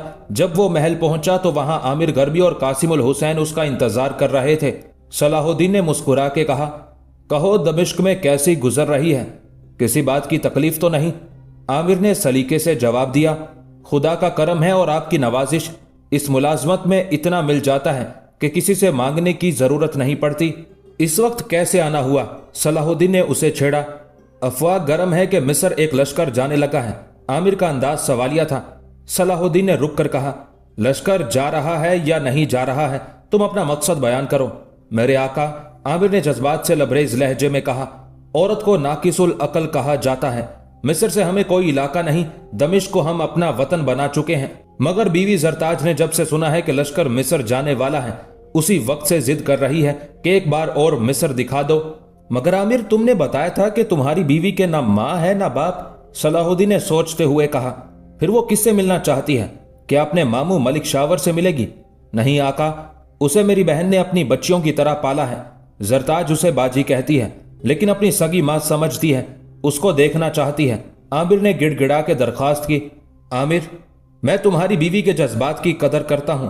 सलाहुद्दीन ने कहा, मगर मुझे अफसोस है कि मैं इस वक्त तुम्हें या तुम्हारी बीवी को लश्कर के साथ चलने की इजाजत नहीं दे सकता। यूं भी तुम्हारा बच्चा अभी शेरख्वार है और हमें यह भी इल्म नहीं कि मिस्र जाने के लिए हमें कौन सा रास्ता इख्तियार करेंगे। आमिर का मुंह उतर गया लेकिन उसने संभल के कहा, आका, कोई बात नहीं, मैं जानता हूं कि फौजी मसलहतें होती हैं। मलिक शावर का बिरादर निस्बती हूं और मुझ पर हर किस्म का शुबहा किया जा सकता है। आप फिक्र ना कीजिए, मैं अपनी बीवी को समझा लूंगा। सलाहुद्दीन ने उधर से मुतमईन होकर कासिमुल हुसैन की तरफ देखा। कासिमुल हुसैन खुद कुछ कहना चाहता था। अपनी तरफ मुतवज्जे देखकर उसने कहा, आका, मेरी बीवी की भी यही ख्वाहिश थी, मैं भी उसे समझा लूंगा। मरियम अगरचे मुसलमान हो गई है, लेकिन सबको मालूम है कि वो पहले ईसाई थी। सलाहुद्दीन ने कहा, आमिर और कासिमुल हुसैन, मैं तुम दोनों से वादा करता हूं कि अगर हमें मिस्र में ज्यादा अरसा कयाम करना पड़ा और हालात दुरुस्त हुए तो तुम्हें मिस्र जरूर बुलाऊंगा, और अगर तुमने वहां रहने की ख्वाहिश की तो उसका भी बंदोबस्त करूंगा। तुम्हें नहीं मालूम कि एक बादशाह के उमारा आपस में तो बड़े खलूस से मिलते हैं, लेकिन उनके दिल में खोट होता है। तुम्हारे हालात से बाज उमारा वाकिफ हैं, उनके मुंह से कोई बात निकलकर फितना पैदा कर सकती है। आमिर और कासिम की समझ में सलाहुद्दीन की बात आ गई। बाज अमीरों को किसी तरह मालूम हो गया था कि आमिर असल में मिस्री बाशिंदा, मिस्र के वजीर आजम का करीबी रिश्तेदार है। इसी तरह उन्हें कासिमुल हुसैन के बारे में भी इल्म था, और यह भी मालूम था कि उसकी बीवी ईसाई थी जो अब मुसलमान हो गई है। सलाहुद्दीन ने एहतियात के तौर पर उन्हें साथ ले जाने से गुरेज किया था, और उसका यह कदम दूर अंदेशी पर मबनी था। रात को 6000 का लश्कर असदुद्दीन शिरको की सिपह सालारी में मशरिक की तरफ रवाना हुआ। सिवाय उमराए नूरिया के और किसी को इल्म न था कि लश्कर की मंजिल क्या है। सुबह हुई तो सुल्तान 2000 खास दस्तों के सवारों को लेकर शिकार पर निकला। सब पर यही जाहिर किया गया कि सुल्तान चंद रोज के लिए शिकार पर जा रहा है। सुल्तान का रुख शुमाल की तरफ था, लेकिन थोड़ी दूर चल के उसने अपना घोड़ा मशरिक की तरफ मोड़ दिया। सुल्तान के घोड़े की रफ्तार काफी तेज थी। सिर्फ 2 अमीर उसके साथ घोड़े मिलाए चल रहे थे, बकिया 2000 लश्करी उससे कुछ पीछे घोड़े बढ़ाए चले आ रहे थे। उन सवारों का शुमार शामी लश्कर के बेहतरीन सवारों में होता था, इसलिए उन्हें सुल्तान के मुहाफिज दस्तों में रखा गया था। सुल्तान उन सवारों को सिर्फ खास खास मौकों पर अपने से जुदा करता था, वरना वो हमेशा सिर्फ सुल्तान की कमान में लड़ते थे। असदुद्दीन शिरको को इससे पहले खास दस्तों में से एक सवार भी नहीं दिया गया था, लेकिन इस दफा सुल्तान ने मिस्र की मुहिम को इतनी अहमियत दी थी कि आज खुद मुहाफिज दस्तों में से 2000 सवार शिरको के साथ भेजने का ऐलान किया था। दिन ढलते ही सुल्तान उस लश्कर से आ मिला जो शिरको की कमान में रात को रवाना हुआ था। शिरको ने अपने साथ आए हुए तमाम उमराए नूरिया के साथ सुल्तान का इस्तकबाल किया। सुल्तान ने शिरको को ताकीद कर दी थी कि उसके आते ही तमाम लश्कर सफबंदी कर लें। चुनाचे शिरको ने नई सफबंदी का इशारा किया और पूरा लश्कर सफे बांधकर खड़ा हो गया। सुल्तान के साथ आने वाले 2000 सवार भी शिरको की सफ में शामिल हो गए थे। सिर्फ उनका सरदार सुल्तान के पास खड़ा रहा। शिरको, सुल्तान ने सिपह सालार को मुखातिब किया, हमारे मुहाफिज दस्तों के 2000 सवार तुम्हारे लश्कर में शामिल हो चुके हैं। इनका सरदार हमारे साथ खड़ा है। चूंकि लश्कर के सिपह सालार तुम हो, इसलिए तुम्हें इख्तियार है कि ख्वाह तुम हमारे खास सवारों को उनके सरदार की कमान में लड़ने की इजाजत दो, या फिर उन पर जिस सरदार को मुनासिब समझो मुकर्रर कर सकते हो। सिपह सालार ने फौरन जवाब दिया, आलिजा, तमाम लश्कर और उसके सब सरदार ताजे दमिश्क के वफादार हैं और अपनी अपनी जगह पर एक से एक अच्छा शहसवार और शमशीर जन है। आला हजरत के खास दस्तों के सरदार से मैं वाकिफ हूं। इनकी सरदारी बेदाग और शुबहा से बाला है। मुझे इन पर पूरा एतमाद भी है, इसलिए खास दस्ते इनकी कमान में रहेंगे। किसी दूसरे को सरदार मुकर्रर करने की कोई जरूरत नहीं। मैं सिपह सालार की इज्जत अफजाई का शुक्रगुजार हूं। खास दस्तों के सरदार ने शुक्रिया अदा किया। आलिजा, ये खास गुलाम अपने रिवायती अंदाज में जंग करेंगे और मैदान जंग में अपने खून से तारीख रकम करेंगे। सुल्तान ने मुस्कुराकर अपनी खुशनुदी का इजहार किया। फिर सुल्तान ने लश्कर के सामने एक मुख्तसर तकरीर की और बार बर्दारी के चंद घोड़े सिपह सालार के हवाले करते हुए कहा, ए वफादार सालार, नजमुद्दीन के बेटे सलाहुद्दीन ने सामाने हर्ब और सामाने रसद का बाबे आली में शिकवा किया था। हमने इस लश्कर के साथ इस कदर सामान कर दिया है कि अगर तुम्हें 2 साल तक मुसलसल जंग करना पड़े तो भी सामान में कमी वाक़ ना होगी। इसके अलावा हमने हर लश्कर के लिए 20 दिनारे तिलाई बतौर तोहफा इन घोड़ों पर बार कराए हैं। अगली मंजिल पर यह रकम इनमें तकसीम कर दी जाए। लश्कर के अखराजात के लिए 2 लाख दिनार की अलग रकम है। सुल्तान के उस ऐलान से उन उमरा के वसवसों का खात्मा हो गया जो रसद और रकम की कामयाबी के शाकी थे। सलाहुद्दीन की भी तमाम शिकायतें दूर हो गई थी।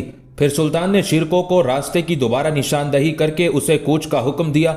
लश्करियों ने बागें उठाई और एक नए रास्ते से मिस्र की तरफ रवाना हुए। सुल्तान दमिश्क को वापस हो गया। शामी लश्कर नए रास्ते से मंजिले मारता आगे की तरफ बढ़ता रहा। शिरको का ख्याल था कि शाह यरूशलेम की फौज उसके रास्ते में मुजाहिम होगी, लेकिन ऐसा न हुआ। 22वें दिन शामी लश्कर बिलबेस की मशरकी सरहद पर नमूदार हुआ। इससे पहले शामी लश्कर बिलबेस में शुमाल की सरहद की तरफ से दाखिल होता था, लेकिन इस दफा यह मशरकी सरहद पर पहुंचा था। यह दोपहर का वक्त था और शिरको ने फैसला किया था کہ وہ شام تک بلبیس کے اندر چلتا رہے گا اور جہاں پر رات ہو جائے گی وہیں قیام کرے گا۔ بلبیس کے اندر شیرکو نصف گھنٹے تک چلا تھا کہ اس کے ہراول دستے کا ایک سوار بھاگتا ہوا آیا۔ اسے آتے دیکھ کر شیرکو نے گھوڑا روک لیا، جس کے ساتھ ہی پورا لشکر رک کے رہ گیا۔ سوار نے قریب پہنچ کے بتایا، سپہ سالار، آگے دشمن کا ایک بڑا لشکر موجود ہے۔ دشمن سے تمہارا کیا مطلب ہے، مصری یا نصرانی؟ شیرکو نے تحقیق کی۔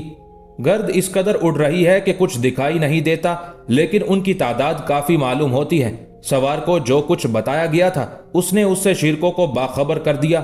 نصرانیوں کی رفتار سست ہے یا تیز؟ شیرکو پورا اطمینان کرنا چاہتا تھا۔ ہمارے ہراول کو دیکھ کر نصرانی لشکر رک گیا ہے، سوار نے جواب دیا۔ وہ لوگ مورچے بنا رہے ہیں۔ نصرانی لشکر یہاں سے کتنے فاصلے پر ہے؟ شیرکو نے ایک اور سوال کیا۔ تقریباً 4 میل سپہ سالار، سوار نے اندازے سے بتایا۔ سپہ سالار نے سوچتے ہوئے کہا، تم واپس جاؤ، ہراول دستوں سے کہو کہ جنگ سے گریز کریں۔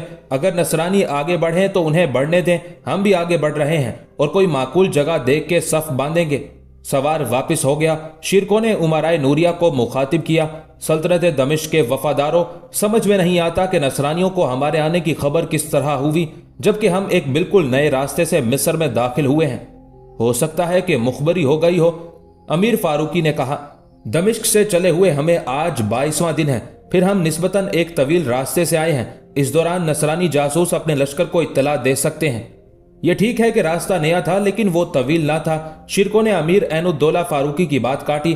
دمشق اور بلبیس کا درمیانی فاصلہ اتنے ہی دنوں میں طے ہوتا ہے۔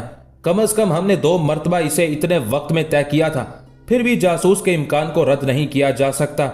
شیرکو گھوڑے سے اتر پڑا۔ اس نے چند امیروں کو آگے بھیجا کہ دونوں لشکر کے درمیان کوئی مناسب جگہ پسند کریں جہاں میدان جنگ بنایا جائے۔ شیرکو جلد بازی سے کام لینا نہیں چاہتا تھا۔ اس کی خواہش تھی کہ نصرانیوں سے صرف ایک بار مقابلہ ہو اور وہی جنگ آخری ہو۔ امیر ادھر روانہ ہوئے اور ادھر ہراول کا ایک اور سوار آ گیا۔ کیا اطلاع لائے ہو تم؟ شیرکو نے پوچھا۔ سپہ سالار، جس نصرانی لشکر کو دیکھا گیا تھا وہ خود ہی پسپا ہو گیا ہے، سوار نے عجیب طرح کی خبر سنائی۔ اس خبر سے شیرکو کی پریشانی اور بڑھ گئی۔ اس نے امیروں سے مشورہ کیا، امیر اسے کوئی معقول مشورہ نہ دے سکے۔ مجبوراً اس نے پھر سوار سے سوال کیا، پسپا ہونے والے نصرانی لشکر کی تعداد کتنی تھی؟ تقریباً 2-2.5 ہزار، سوار نے جواب دیا۔ شیرکو نے سر ہلایا جیسے بات اس کی سمجھ میں آ گئی ہو، پھر اس نے کہا، معلوم ہوتا ہے کہ نصرانیوں نے ہمارے لشکر کا غلط اندازہ کر کے مورچے بنانے شروع کر دیے تھے۔ جب انہیں معلوم ہوا کہ ہماری تعداد پچھلے حملوں سے کہیں زیادہ ہے تو وہ پیچھے ہٹ گئے۔ اب وہ مزید لشکر کا انتظار کریں گے۔ عمرا نے اسد الدین شیرکو کے خیال کی تائید کی۔ بالکل یہی واقعہ پیش آیا تھا۔ نصرانیوں کو جب شامی لشکر کی آمد کی اطلاع ہوئی تو انہوں نے یہی سمجھا کہ شیرکو کے ساتھ حسب سابق 2000 کا لشکر ہے، اس لیے انہوں نے مقابلے کا فیصلہ کیا۔ لیکن جب یہ تعداد بتائی گئی تو وہ سر پر پیر رکھ کر قاہرہ کی طرف بھاگے۔ شامی جاسوس پسپا ہوتے ہوئے نصرانی لشکر کے پیچھے لگے ہوئے قاہرہ پہنچ گئے۔ اس کے ساتھ ہی پورے قاہرہ میں خبر اٹھ گئی کہ شامی لشکر مصریوں کی مدد کے لیے آ رہا ہے اور وہ بلبیس تک پہنچ چکا ہے۔ نصرانیوں کے لیے متوقع یا غیر متوقع خبر بجلی بن کر گری۔ نصرانی لشکر قاہرہ کے قریب خیمہ زن تھا۔ نصرانیوں اور ملک شاور میں معاہدہ ہوا تھا کہ مالک شاہ یروشلم قاہرہ پر حملہ نہ کرے تو اسے 10 لاکھ اشرفیہ ادا کی جائے گی۔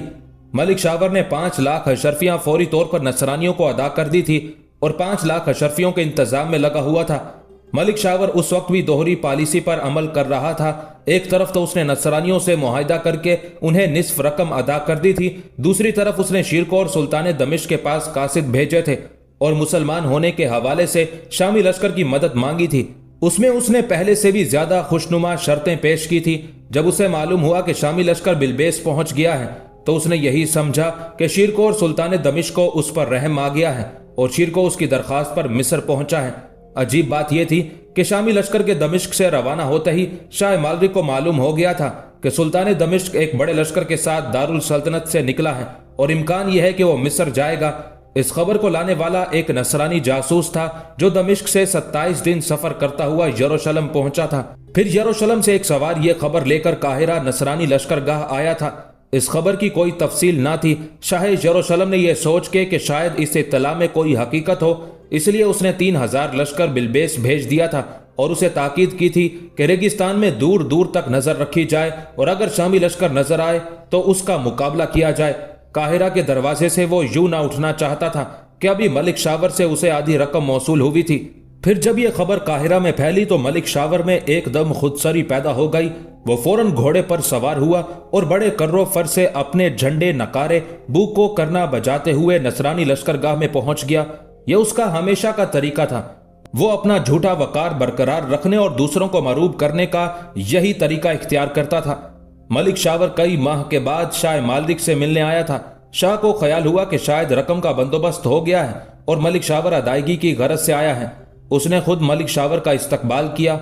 हम अपने दोस्त मलिक शावर वजीर आजम मिस्र को खुशामदीद कहते हैं। मलिक शावर जब घोड़े से उतर के शाह के पास पहुंचा तो शाह ने मुस्कुरा के उसे खुशामदीद कहा। शाह यरूशलम, मुझे अफसोस है कि बाकी रकम का इंतजाम नहीं हो सका, मलिक शावर ने बड़े खरेपन से कहा।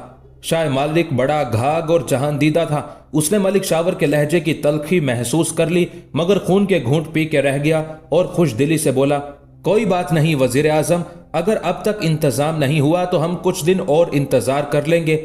इसका यह मतलब तो नहीं कि हमारी दोस्ती खत्म हो जाए। अब मजीद एक अशरफी का इंतजाम नहीं हो सकता। मलिक शावर ने ऐसे अंदाज से कहा कि शाह उसका मुंह देखकर रह गया। शाह मालिक का दिमाग भी चिड़चिड़ा गया। उसने भी सख्त लहजा इख्तियार किया। मलिक शावर, ये तुम नहीं बोल रहे बल्कि वो खबर बोल रही है जिसमें शामी लश्कर के आने की इत्तला दी गई है। तुम गलती पर हो। हम और तुम पड़ोसी हैं। तुम्हारी मदद को यरूशलेम से पहले और कोई ताकत नहीं पहुंच सकती। फिर शामियों का क्या एतबार? वो अगर आ भी गए हैं तो इस बार उनका लश्कर बचकर ना जा सकेगा। नुकसान हर सूरत में तुम्हारा होगा, तबाही हर सूरत में मिस्र की होगी। मुझे इजाजत दी जाए शाह यरूशलेम। मलिक शावर उचक के घोड़े पर सवार हो गया। मैंने आपको ताकीद कर दी ताकि आपको यह शिकवा ना रहे कि मैंने आपको धोखे में रखा। मलिक शावर, उस वक्त से डरो जब तुम अपने झंडे और बूको करना के साथ काहिरा की गलियों में फिरोगे और तुम्हें एक शख्स भी सलाम करने वाला दिखाई ना देगा। मालिक जल के कह रहा था लेकिन सच कह रहा था। हमने अच्छी तरह पहचान लिया है। शामी भी तुम्हें आजमा चुके हैं। तुमने जो कुछ सोच रखा है वो कभी पूरा ना होगा। अगर शामी एक बार मिस्र पर काबिज हो गए तो फिर दुनिया की कोई ताकत उन्हें यहां से निकाल ना सकेगी। शाह यरूशलेम, आप मेरी तौहीन कर रहे हैं। मलिक शावर बिलबिला उठा। तौहीन उसकी होती है जिसकी कोई इज्जत हो। शाह मालिक गुस्से से कांपने लगा था। हमने तुम्हारी दरखास्त पर काहिरा को तबाही से बचा लिया, वरना फुस्ताद को खाकिस्तर करके तुमने जो खेल शुरू किया था वो खेल हम मिस्र के काहिरा में खेलते। आपके लश्कर ने बिलबेस में कत्लेआम किया है। मलिक शावर ने जैसे शाह की चुटकी ली। हाँ, हमने कत्लेआम कराया है। उस वक्त हमें हालात इजाजत नहीं देते, वरना हम काहिरा में भी कत्लेआम कराते। शाह का हाथ कब्जा शमशीर पर पहुंच गया। लेकिन अब काहिरा बच ना सकेगा। हम इस वक्त तो काहिरा छोड़ के जा रहे हैं, लेकिन हम वापस आएंगे, बहुत जल्द वापस आएंगे और इस अंदाज से काहिरा को जलाएंगे कि तारीख में उसकी मिसाल ना मिल सकेगी। अब के तुम हमारे कहर से ना बच सकोगे। मलिक शावर, तुम इंसान नहीं शैतान हो। तुम खुद गरज गद्दार और एहसान फरामोश हो। तुम थाली के बैंगन हो। तुम्हारे कौलो फेल का कोई एतबार नहीं। मलिक शावर ने जैसे सुनी अनसुनी कर दी। उसने घोड़ा मोड़ा और जिस तरह नकारे पीटता और बूको करना बजाता आया था उसी तरह वापस हो गया। शाह यरूशलेम ने गुस्से के बावजूद मसलहत से काम लिया। उसके पास काफी लश्कर था। वो काहिरा को लूट सकता था, आग लगा सकता था, मलिक शावर की गुस्ताख जबान खींच सकता था, लेकिन उसने कुछ भी नहीं किया।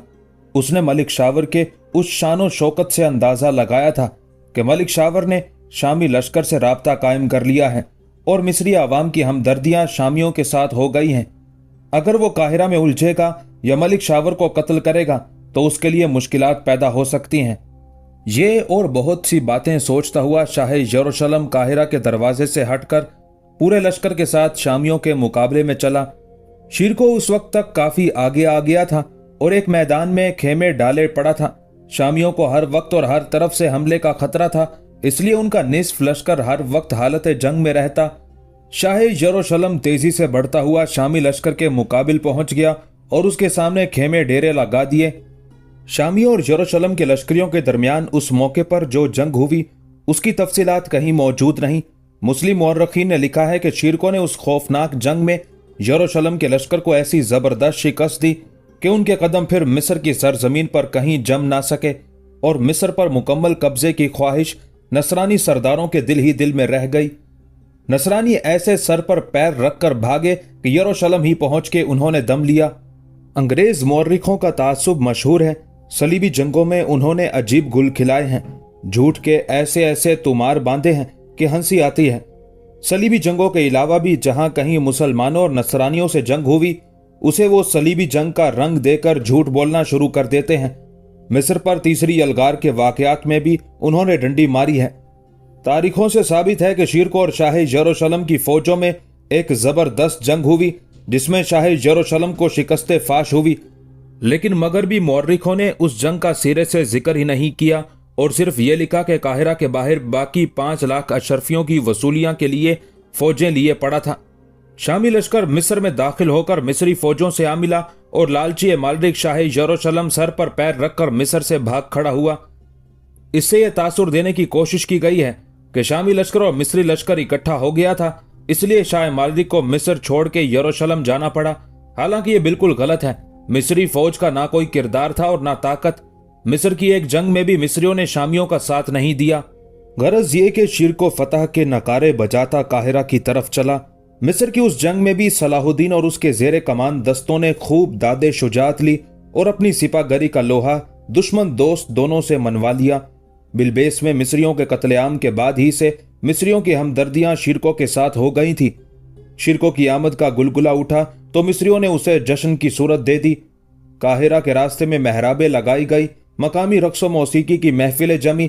اس طرح مصری عوام نے مختلف طریقوں سے اپنی مسرت کا اظہار کیا۔ شامی لشکر جس راستے سے گزرتا اس پر گلاب اور ارکے گلاب کی بارش کی جاتی۔ شیرکو نے مصر کے قاضی القضاء کو فتح کی خوشخبری دے کر قصر خلافت بھیج دیا تھا، جس کے جواب میں خلیفہ محترم نے اپنے حاجب خاص کے ذریعے شیرکو کو اپنے محل میں طلب کیا تھا۔ شیرکو نے یہ اطلاع پا کر اپنے جلوس کا رخ قصر خلافت کی طرف کر دیا تھا۔ پھر مصر کے خاص و عوام نے پہلی بار یہ دیکھا کہ خلیفہ حریم خلافت کے زرنگار پردے ہٹوا کر قصر کی سیڑھیوں تک آیا اور اس نے انتہائی مسرت سے شیرکو کا استقبال کیا۔ اس جلوس میں مان نہ مان میں تیرا مہمان کے مصداق ملک شاور بن بلائے اپنے پورے خدام اور محتمم کے ساتھ شامل ہو گیا۔ اس نے قصر خلافت کی صدیوں پرانے قاعدوں اور رسموں کو توڑ کر خلیفہ آزد کو قصر کی سیڑھیوں پر سوڈانی براہنہ شمشیر زنوں کے ساتھ شیرکو کے استقبال کے لیے کھڑے دیکھا تو اس کی آنکھیں پھٹی رہ گئیں۔ شیرکو گھوڑے سے اتر کر محل کی سیڑھیوں پر چڑھا اور خلیفہ کو مؤدبانہ سلام کیا۔ خلیفہ نے مسکرا کے شیرکو کا ہاتھ اپنے ہاتھ میں لیا اور اسی طرح شیرکو کو لیے ہوئے اندر چلا گیا۔ صلاح الدین لشکر کے ساتھ باہر تھا۔ اس نے فوراً فوجی دستوں کو شہر میں پھیلا دیا اور شہر پناہ پر بھی پہرا لگا دیا۔ قصر خلافت میں خلیفہ نے شیرکو کو خلعت عطا کیا اور حکم دیا کہ شیرکو اس خلعت کو زیب بدن کر کے خلیفہ کے حضور پیش ہو۔ شیرکو نے حکم کی تعمیل کی اور خلعت فاخرہ پہن کے خلیفہ کے حضور میں پیش ہوا۔ خلیفہ نے تخلیہ کا حکم دیا۔ جب تمام غلام کنیزیں اور پہرے دار دور چلے گئے تو خلیفہ نے آہستہ سے ارشاد فرمایا، بہادر سپہ سالار ملک شاور ہمارا خانہ زاد ہے، اس کے باقی رہنے میں نہ ماں بدولت و اقبال کا فائدہ ہے اور نہ آپ کا۔ خلیفہ آزد کی طرف سے شاور کے قتل کا یہ واضح اشارہ تھا۔ شیرکو نے ذرا خم ہو کر جواب میں کہا، حکم عالی پر عمل کیا جائے گا۔ خلیفہ مسکرایا، لیکن اس کے چہرے سے صاف ظاہر ہوتا تھا کہ وہ بیمار ہے۔ اس کے رنگ میں زردی آ گئی تھی اور آنکھوں کے گرد سیاہ حلقے پڑ گئے تھے۔ خلیفہ کو بہت کم عمری میں خلافت مل گئی تھی۔ اس کم عمری سے فائدہ اٹھاتے ہوئے قصر خلافت کے غلاموں اور کنیزوں نے الازد کو بدراہ پر لگا دیا اور وہ انتظام سلطنت سے بالکل بیگانہ ہو کر رہ گیا۔ عیاشی کی کثرت نے اس کی صحت تباہ کر کے رکھ دی اور وہ جوانی کے عالم میں بوڑھا دکھائی دینے لگا۔ شاہی طبیب ہر وقت اس کی دیکھ بھال میں لگا رہتا تھا، لیکن خلیفہ بد پرہیز تھا اور بد پرہیزی کا کوئی موقع ہاتھ سے نہ جانے دیتا تھا۔ رفتہ رفتہ وہ بالکل لاگر ہو گیا۔ نظام ہاضمہ اس قدر خراب ہوا کہ ہلکی سے ہلکی چیز مشکل سے ہضم ہوتی تھی۔ شیرکو خلیفہ کی دی ہوئی خلعت سے ایسا خوش ہوا کہ جب خلیفہ سے مل کر واپس آیا تو وہی خلعت پہنے تھا۔ سب سے پہلے خلعت کی مبارکباد صلاح الدین نے دی۔ اس نے چچا کا دامن پکڑ کے کہا، مبارک ہو چچا جان، یہ خلعت آپ پر خوب کھل رہی ہے۔ گھبراؤ نہیں بھتیجے، تم بھی بہت جلد اس خلعت کے حقدار ہو جاؤ گے۔ شیرکو نے بھی بھتیجے کی شجاعت کی تعریف کی सलाहुद्दीन ने वाकई ऐसी शुजाअत का मुजाहिरा किया था कि शीर को उसका जिक्र खलीफा से करता तो सलाहुद्दीन को जरूर इनाम दिया जाता। सलाहुद्दीन ने कहा, चचा जान, मुझे किसी इनाम की जरूरत नहीं, मुझे सिर्फ आपकी खुशी मंजूर है और हमें यह मंजूर है कि तुम इस मकाम पर पहुंचो जिसके अहल हो। शिरको ने उसके कांधे पर हाथ रख दिया। शिरको इस कदर खुश था कि उसने लश्करियों के सामने खलीफा की खिलाफत की नुमाइश की, फिर बड़े जोश से कहा, मेरे साथियों और दोस्तों, खलीफा की तरफ से मुझे आज खिलत मिली है, अब तुम्हारी बारी है। मेरे दिल को तो उस दिन इत्मीनान होगा जब इस लश्कर का हर अमीर और हर सिपाही और सवार खलीफा मिस्र से खिलत हासिल करेगा। उमराए नूरिया ने शिरको की उस बात को बहुत सराहा। दूसरे दिन शिरको ने उमराए नूरिया का इजलास बुलाया जिसमें दमिश्क से आने वाले तकरीबन तमाम उमराए नूरिया ने शिरकत की। उस खुदाए जुल जलाल का करम है कि हमने एक बार फिर पहले ही मार्के में यरूशलेम को शिकस्ते फाश से दोचार कर दिया। मिस्री अवाम ने हमारा इस कदर पुरजोश इस्तकबाल किया है कि हमें उनसे जो कुछ गिले शिकवे थे सब खत्म हो गए। फातमी खलीफा मिस्र की तरफ से भी हमारी शायान शान इज्जत अफजाई की गई। खलीफा ने आपके सिपे सालार को खिलात फाखिरा अता की और मिस्र के मफाद परस्त और बद अहद वजीर आजम मलिक शावर का नाम जबान पर आया तो उस वक्त एक गुलाम आया। सिपे सालार आजम गुलाम ने सर झुकाकर कहा, मिस्र के वजीर आजम मलिक शावर तशरीफ लाए हैं। कमबख्त ये बेशरम फिर आ गया। शीर को गुस्से से सुलग उठा। अमीर शरफुद्दीन बरगश ने कहा, यह नसरानियों का दोस्त है, हमारे पास क्या लेने आया है? कहां बिठाया है उसे? शीरको ने पूछा। गुलाम ने जवाब दिया, हजूर वाला अभी उनका जुलूस नजर आया है, ढोल ताशों के साथ तशरीफ ला रहे हैं, इसका इलाज करना ही पड़ेगा। शीरको ने गुस्से से कहा, आप लोग तशरीफ रखिए, मैं इसे रुखसत करके अभी आता हूं। शीरको पैर पटकता हुआ गुलाम के साथ चला गया। अमीर बरगश को अब तक गुस्सा सवार था, वो चीख पड़ा, मलिक शावर का हमसे क्या रिश्ता है? क्यों आता है ये हमारे पास कमीना दोगला? अमीर मशतूब हकारी ने उसकी हाँ में हाँ मिलाई, हमें अहमक बनाने आता है। सिपे सलार ने खामखा उसे मुंह लगा रखा है। कुतुबुद्दीन बोला, आज इसका फैसला हो जाना चाहिए, अगर सिपे सालार ने इसे माफ कर दिया तो मैं इसे जिंदा नहीं छोड़ूंगा। मिस्री सियासत में गंदगी फैला रखी है इसने। उस वक्त शीर को वापस आया और आते ही कहा, मैंने उसे सर दर्द का बहाना करके वापस कर दिया है, अब शायद ना आए। सिपे सालार, आपको बाहर जाने की क्या जरूरत थी? कुतुबुद्दीन भरा बैठा था। मुझे आप लोगों के जज्बात का अंदाजा है, शीरको ने मतानत से जवाब दिया। इस सिलसिले में खलीफा से भी बात हुई थी, उन्हें भी मलिक शावर से कोई दिलचस्पी नहीं। ऐसा है तो फिर किस बात का इंतजार है? अमीर मशतूब हकारी ने कहा, इस मारे आस्तीन से जिस कदर जल्द छुटकारा हासिल कर लिया जाए बेहतर है। सुल्तान मोहतरम को तमाम हालात से आगाह कर दिया गया है। शीरको ने बैठते हुए कहा, मलिक शावर की हरकतों का भी मैंने जिक्र किया है, बाबे आली से इजाजत आ जाए तो फिर इससे निजात हासिल की जाएगी। हम लोगों को क्यों बुलाया था? अमीर ऐनुद्दौला फारूकी ने बराह रास्त सवाल किया। इसी शावर के बारे में मशवरा करना था, शीरको ने जवाब दिया। इसका इस तरह आजाद घूमना और नकारा बजाते हमारी लश्करगाह में आना अच्छा नहीं। मैंने इस तरह इसे झिड़का है कि अगर इंसान का बच्चा है तो अकल आ जाएगी। लेकिन मलिक शावर इंसान का बच्चा कब था जो उसे अकल आती?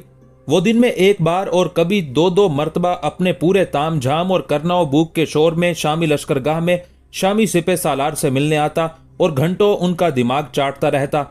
शीरको उसकी सरिश से वाकिफ था, लेकिन बराबर नजरअंदाज किए जा रहा था। दरअसल उसे दमिश्क से जवाब आने का इंतजार था। दमिश्क से कासिद आ गया। शीरको, सलाहुद्दीन और दीगर उमरा और सरदाराने फौज की सुल्तान ने हौसला अफजाई की थी और उनकी तारीफ भी की गई थी, लेकिन मलिक शावर और खलीफा के बारे में कोई हुक्म या ताकीद ना थी।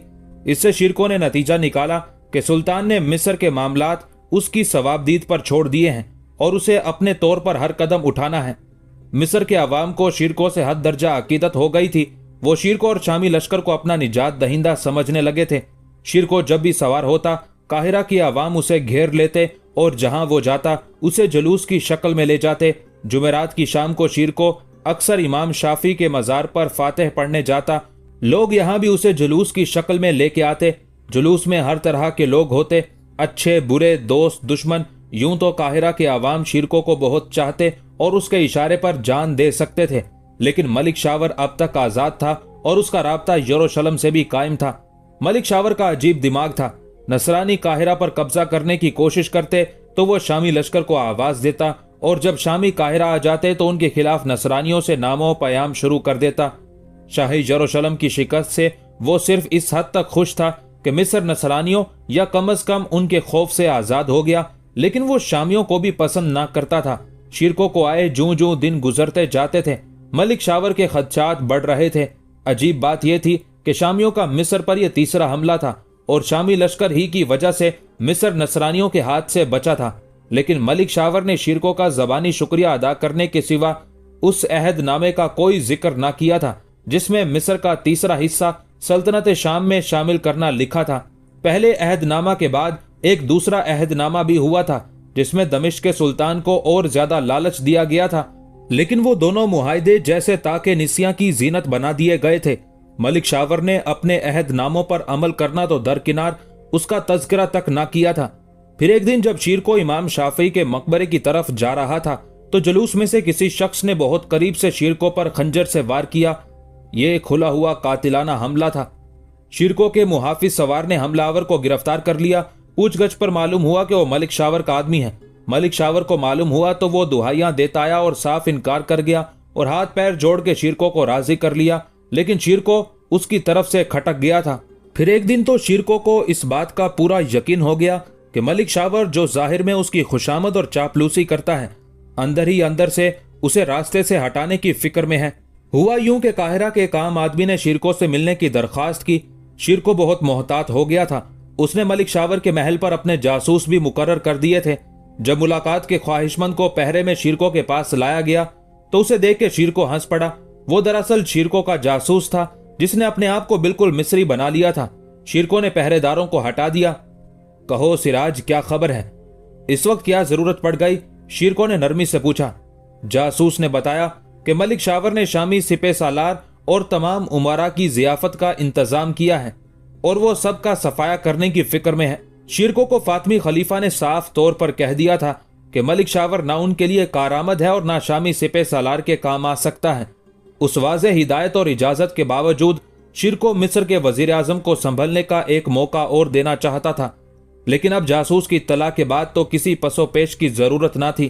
اب اسے صرف یہ انتظار تھا کہ ملک شاور اسے اور اس کے امراء کو دعوت دے اور اس کے ساتھ ہی شیرکو اس سانپ کو کچلنے کا انتظام کرے۔ شیرکو نے اپنے دل کی کیفیت کسی سے بیان نہ کی تھی، لیکن صلاح الدین نے اس کے چہرے سے یہ اندازہ کر لیا تھا کہ شیرکو ضرور کسی الجھن میں گرفتار ہے۔ صلاح الدین کو اپنے چچا سے بہت محبت تھی۔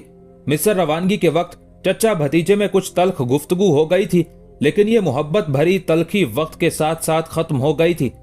چنانچہ صلاح الدین نے چچا کی الجھن دور کرنے کے لیے گفتگو میں پہل کی۔ سپہ سالار چچا، صلاح الدین نے شیرکو کو مخاطب کیا۔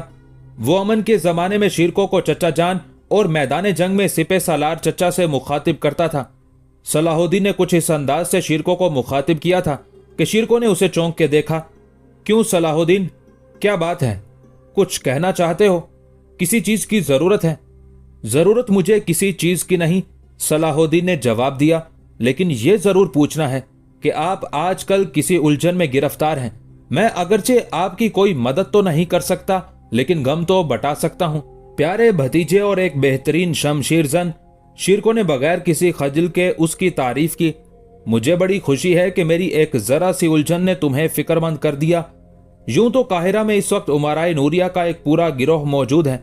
انہیں دولت اور تاج دمشق سے تو محبت ہو سکتی ہے، لیکن جہاں تک مصر کا تعلق ہے انہیں اس ملک سے قطعی دلچسپی نہیں۔ ان کا بیشتر وقت اس جوڑ توڑ میں گزرتا ہے کہ مصر کا آئندہ وزیر اعظم کون ہوگا، سکندریہ اور دیگر بڑے بڑے صوبوں کے گورنر کون ہوں گے۔ حالانکہ ان باتوں کے سوچنے کا بھی وقت نہیں آیا۔ ہمیں پہلے قاہرہ اور دوسرے مقامات پر اپنے قدم مضبوط کرنا ہے۔ مصر کا وزیر اعظم ابھی زندہ ہے اور اس کوشش میں لگا ہے کہ اسلامی سپہ سالار کو کسی طرح راستے سے ہٹایا جائے۔ ملک شاور صرف ہمیں مصر سے نکالنے کی فکر میں نہیں ہے، بلکہ وہ چاہتا ہے کہ ہم اس دنیا ہی سے نکل جائیں تاکہ نہ رہے بانس اور نہ بجے بانسری۔ سپہ سالار چچا، صلاح الدین کو جوش آ گیا۔ رب کعبہ کی قسم، میں آپ کی طرف بڑھنے والے ہر ہاتھ کو قلم کر دوں گا، خواہ وہ ہاتھ ملک شاور کا ہو یا امرائے نوریہ میں کسی امیر کا۔ یہ ٹھیک ہے کہ میں آپ کا فکر مند چہرہ دیکھ کر اداس ہو جاتا ہوں، اس لیے کہ مصر میں آپ میرے والد امیر نجم الدین ایوب کی جگہ ہیں۔ والد محترم نے مجھے چلتے وقت تاکید کی تھی کہ میں آپ کے حکم سے کبھی باہر نہ ہوں۔ जिस तरह उन्होंने मेरी हिफाजत आपके सपुर्द की थी, इसी तरह मुझे हुक्म दिया था कि अगर शिरकों के पूरा मिस्र और उमराए नूरिया खिलाफ हो जाएं, तब भी तुम इनका साथ ना छोड़ना और इनकी हिफाजत में तुम्हें अपनी जान की बाजी लगाना पड़े तो भी दरेग ना करना। शाबाश सलाहुद्दीन। शिरकों ने उसका हाथ मोहब्बत से दबाया। मैंने तुम्हारी इन खूबियों की वजह से तुम्हारे बाप से मांगा था, फिर सुल्तान दमिश्क से जिद करके तुम्हें मिस्र के महाज पर लाया। हालांकि तुम दमिश्क छोड़ने पर किसी सूरत तैयार ना थे। दीनी तालीम और पंदो नसीहत से हर जवान को दिलचस्पी होना चाहिए, लेकिन एक सिपाही ज़ादे के लिए अपने खानदानी पेशे में भी अमली तरबियत हासिल होनी चाहिए, और सिपाही की तरबियत मैदान जंग में होती है, और जंग ही मैदान है जहां सिपाही तजर्बा हासिल करता है, उसके असल जौहर खुलते हैं। सिपे सालार चचा, आप किस कदर मेहरबान हैं। सलाहुद्दीन शिद्दत जज्बात से बेचैन हो गया। मुझे अफसोस है कि मैंने अक्सर आपका दिल दुखाया है। ऐसा मत सोचो सलाहुद्दीन। शिरको उसे समझाने लगा, अगर तुम्हारी बातों से मुझे तकलीफ हुई होती तो मैं तुम्हें एक बार मिस्र लाने के बाद दोबारा साथ ना लाता। मेरा अंदाजा गलत हो सकता है, लेकिन मेरी तजर्बेकार नजर मुस्तकबिल में एक मजबूत सलाहुद्दीन को देख रही है। एक ऐसे मुदब्बिर और जहांदीदा इंसान का पैकर देख रहा हूं जो सदियों बाद पैदा होता है। मेरी उम्र की शाम हो रही है और आजा मुजमहिल हो रहे हैं। भाई नजमुद्दीन मुझसे ज्यादा मुजमहिल है। इस वक्त हमारे खानदान को एक ऐसे मजबूत इंसान की जरूरत है जो पूरे खानदान का सहारा बन सके, और वह मजबूत इंसान सिर्फ तुम हो सकते हो। सिपे सालार चचा, मुझे बताइए कि आपको किस चीज ने फिक्रमंद कर रखा है और मैं आपके किस तरह काम आ सकता हूं। सलाहुद्दीन ने अपनी खिदमात पेश कर दी। शिरको कुछ देर सोचता रहा, फिर मतानत से बोला, आज मेरे पास सिराज आया था। सिराज? सलाहुद्दीन ने एक लम्हा जहन पर जोर दिया। ये वो शख्स तो नहीं जिसे आपने मलिक शावर की निगरानी पर मुकर्रर किया है? बिल्कुल वही, तुम ठीक समझे। शिरको ने उससे इत्तेफाक किया। वो आज ये बताने आया था कि मलिक शावर से होशियार रहें, वो खलूस और वफादारी का ढोंग रचा रहा है। इससे उसका मतलब आपको गफलत में डाल के अपना काम निकालना है। वो आपसे क्या काम निकालना चाहता है सिपे सालार चचा? सलाहुद्दीन घबरा गया। शिरको ने एक लंबी सांस लेकर कहा, वो मुझे, तुम्हें और तमाम उमराए नूरिया को रास्ते से हटाने की फिक्र में है। अच्छा ये बात है, सलाहुद्दीन ने सर हिलाकर कहा। इसीलिए वो ढोल ताशों के साथ आपकी खुशामद करने आता है। शिरको ने इंकशाफ किया। मलिक शावर ने मंसूबा बनाया है कि पहले हम लोगों का एतमाद हासिल करे, फिर तमाम शामी सरदारों को जियाफत के बहाने दारुल वजारत में बुलाए और वहां सबका खात्मा कर दे। खुदा ना करे, सलाहुद्दीन के मुंह से एकदम निकला, उसका मंसूबा कामयाब नहीं होगा। मलिक शावर अपनी कामयाबी से पहले ही कैदे जिंदगी से आजाद हो जाएगा। सलाहुद्दीन, जल्दबाजी की जरूरत नहीं। शिरको ने उसकी पीठ थपथपाई। उसे दावत देने दो, फिर देखा जाएगा। तमाम उमरा उसके खिलाफ हैं। फातमी खलीफा ने भी इसका इशारा ही नहीं बल्कि हुक्म दिया है। सिपे सालार चचा, आप मुझे अपने मुहाफिज दस्ते में शामिल कर लीजिए। शिरको ने हैरानी से सलाहुद्दीन को देखा। ये तुमने क्यों सोचा सलाहुद्दीन? मुझे ना मिस्रियों पर एतबार है और ना शामी उमरा पर। सलाहुद्दीन ने दुख भरे लहजे में कहा, आपकी हिफाजत पर मामूर होऊंगा तो मुझे तसल्ली रहेगी। नहीं सलाहुद्दीन, शिरको ने सख्त लहजे में कहा, मेरी जिंदगी शामी मफादात के सामने कोई हकीकत नहीं रखती। मैं तुम्हारी सिपाहियाना सलाहियत को अपनी जाती हिफाजत तक महदूद नहीं कर सकता। फिर मुझे अपने तौर पर मलिक शावर का इंतजाम करने की इजाजत दीजिए। सलाहुद्दीन ने एक अहम काम की इजाजत तलब की। मैं तुम्हें इजाजत देता हूं, लेकिन इस वजह से नहीं कि मलिक शावर मेरा और उमराए नूरिया को कत्ल करने का मंसूबा बना रहा है, बल्कि इस वजह से कि मलिक शावर के इस इकदाम से सुल्तान दमिश्क और सल्तनत दमिश्क के मफादात को नुकसान पहुंच सकता है। शिरको ने उसे मशरूत इजाजत दी, लेकिन तुम्हें एक बात का मुझसे वादा करना पड़ेगा। आपके हर हुक्म की तामील होगी सिपे सालार चचा। सलाहुद्दीन ने ताजीम में सर को जरा खम किया। सिपे सालार सिर्फ हुक्म देते हैं, अपने मातहतों से वादा नहीं लिया करते। खैर ये तुम्हारी सादत मंदी है, शिरको ने मुसर्रत से कहा। हमें अभी सिर्फ ये इत्तला मिली है कि मलिक शावर इस किस्म का मंसूबा बना रहा है, लेकिन इस मंसूबे की सदाकत पर उसी वक्त यकीन किया जा सकता है जब मलिक शावर हमसे जियाफत की दरख्वास्त करे। इसलिए तुम उस वक्त तक उसके खिलाफ कोई कदम ना उठाओगे जब तक वो कदम ना उठाए। मैं इस हुक्म की पूरी तामील करूंगा सिपे सालार चचा। सलाहुद्दीन ने दरअसल इस बात का वादा कर लिया कि वो मलिक शावर को उस वक्त तक ना छेड़ेगा जब तक वो शरारत का आगाज नहीं करता। सलाहुद्दीन को ज्यादा इंतजार ना करना पड़ा। तीसरे दिन मलिक शावर उसी धूमधाम और ढोल ताशों के साथ शिरको से मिलने आया जैसा उसका तरीका था। शिरको चिड़ा हुआ था। उसने मलिक शावर को टोका, इस नमूदो नुमाइश से तुम्हारी क्या मुराद है? हमें इससे मरूब तो नहीं किया जा सकता। मलिक शावर बड़ा बातूनी और वक्त शनास था। उसने शिरको के तेवर बदले देखे तो फौरन बात बनाई।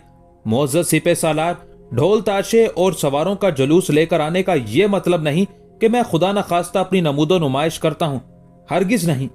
ये दरअसल शामी सिपह सालार और उसके लश्कर के रोबो दबदबे का इजहार है। इस ताम झाम और ढोल ताशों को देखकर मिस्री अवाम ये सोचते हैं कि जब उनका वजीर आजम खुद शामी लश्कर के सिपह सालार के पास रोज सलाम के लिए जाता है तो फिर आम आदमी का क्या हौसला है कि वो शामियों के लिए अपने दिल में सिवाय नेकी और किसी जज्बे को जगह दें। अगर सिपह सालार को ये नागवार गुजरता है तो कल से मैं गले में तलवार लटका के मुजरिमों की तरह आपके हजूर में आया करूंगा।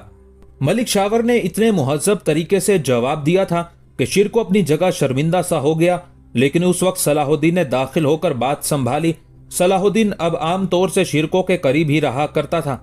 सलाहुद्दीन ने दाखिल होते ही कहा, मिस्र के वजीर आजम, तुम्हें मालूम होना चाहिए कि दमिश्क में सिर्फ सुल्तान ही की सवारी ऐसे शानो शौकत से निकल सकती है। इस तरह मिस्र में भी एक वजीर आजम को हक नहीं पहुंचता कि खलीफा की मौजूदगी में वो अपनी सवारी को जुलूस की शक्ल दे। बेशक सरदार ने दुरुस्त फरमाया। मलिक शावर ने कोई बहस ना की और अपनी गलती तस्लीम कर ली। ये मेरी गलती थी कि मैं सिपह सालारे लश्कर इस्लाम के सलाम को आऊं तो लाओ लश्कर साथ लेकर आऊं। मैं माफी का खास्तगार हूं सिपह सालार और सरदार सलाहुद्दीन, मैं आपसे भी दस्तबस्ता माफी चाहता हूं। सलाहुद्दीन अपना फर्ज अदा करके दूसरी तरफ चला गया। मलिक शावर ने अब मतलब की बात की। सिपह सालारे मुअज्जम, मिस्री अवाम को तो आप अपने दीदार और मुलाकात से रोज ही मुशर्रफ किया करते हैं, लेकिन मिस्री सरदार अब तक इस नेमत से महरूम है। फिर क्या चाहते हो तुम? शिरको ने एकदम सवाल किया। मेरे चाहने का सवाल नहीं है सिपह सालारे आजम, मलिक शावर ने कमाल मतानत और खलूस से कहा। यह तो उन उमरा और अराकीन की दरख्वास्त है जो आपको अपना निजात दहिंदा और मिस्र को नसरानियों के नापाक कदमों से बचाने वाला समझते हुए आपकी परस्तिश करते हैं। मेरी और उनकी ये खुशकिस्मती होगी कि आप और आपके तमाम उमरा और सरदाराने लश्कर कुछ वक्त अपने परस्तारों के दरमियान गुजारें। यकीन कीजिए कि मिस्री उमरा आपको देखकर बे इंतहा खुश होंगे। इससे एक फायदा यह भी होगा कि मिस्री उमरा के दिलों में अगर अजनबियत का कोई ख्याल बाकी है तो वह आपको अपने साथ देखकर खत्म हो जाएगा। तुम्हारा ख्याल अच्छा है मलिक शावर, शिरको ने उसे हौसला दिया, लेकिन इसकी सूरत क्या होगी? अगर कोई त्यौहार या जश्न करीब हो तो उस मौके पर ऐसा मुमकिन हो सकता है। जश्न और त्यौहार खुशियों का दूसरा नाम है सिपह सालारे आजम। मलिक शावर और ज्यादा चहक के बोला, त्यौहार तो खैर अपने वक्त पर आता है, लेकिन जश्न पर हमें इख्तियार है। हम इस तकरीब को जश्न का नाम दे सकते हैं, लेकिन जश्न सिर्फ जश्न नहीं होता, उसका भी तो कुछ नाम होता है। शिरको ने अपनी दिलचस्पी जाहिर करने के लिए बात को तूल दिया। जी हां, दुरुस्त फरमाया सिपह सालार ने। मलिक शावर ने फौरन बात का सहारा लिया। जश्न ताजपोशी, जश्न नुसरत व फतह, जश्न निजात, क्या मुनासिब लफ्ज आया है जहन में। जश्न निजात, बल्कि जश्न निजात दहिंदा और ज्यादा मुनासिब होगा। क्या ख्याल है सिपह सालारे आजम का? हाँ, ये नाम मुनासिब होगा। फिर जरा रुक के शिरको ने कहा, लेकिन ये तकरीब होगी कहाँ? इसके लिए कोई मुनासिब जगह होनी चाहिए। शिरको ने उसे बोलने का मौका दिया। इसके लिए तरद्दुद की जरूरत नहीं सिपह सालारे आजम, मलिक शावर ने बड़े फख्र से कहा। खादिम का गरीब खाना हाजिर है, वहां ये तकरीब मुनक्किद की जा सकती है। तुम्हारा मकसद है कसरे वजारत यानी दारुल वजारत? शिरको ने मसनूई हैरत से कहा। दुरुस्त फरमाया सिपह सालारे आजम ने। मलिक शावर का चेहरा मुसर्रत से चमक उठा। दारुल वजारत के वसी व अरीज हाल, राहदारियां और नुज़रत गाहें सिपह सालार को जरूर पसंद आएंगी। हमने ये भी फैसला किया है कि अगर सिपह सालार दारुल वजारत को अपनी कयामगाह के तौर पर पसंद फरमाए तो मैं किसी और जगह मुंतकिल हो जाऊं। ये कुछ अच्छा तो नहीं मालूम होता मलिक शावर, क्या ये तुम्हारे इख्तियारात में मुदाखलत ना होगी? शिरको उसे छेड़ रहा था। बिल्कुल नहीं, मलिक शावर ने नफी में सर हिलाया। इस वक्त मिस्र में कसरे खिलाफत के बाद कसरे वजारत का नाम आता है। इस तरह खलीफा मुअज्जम के बाद आपका इक्तदार मुस्तनद और मोहतरम है, फिर क्यों ना आप दारुल वजारत में तशरीफ फरमा हो?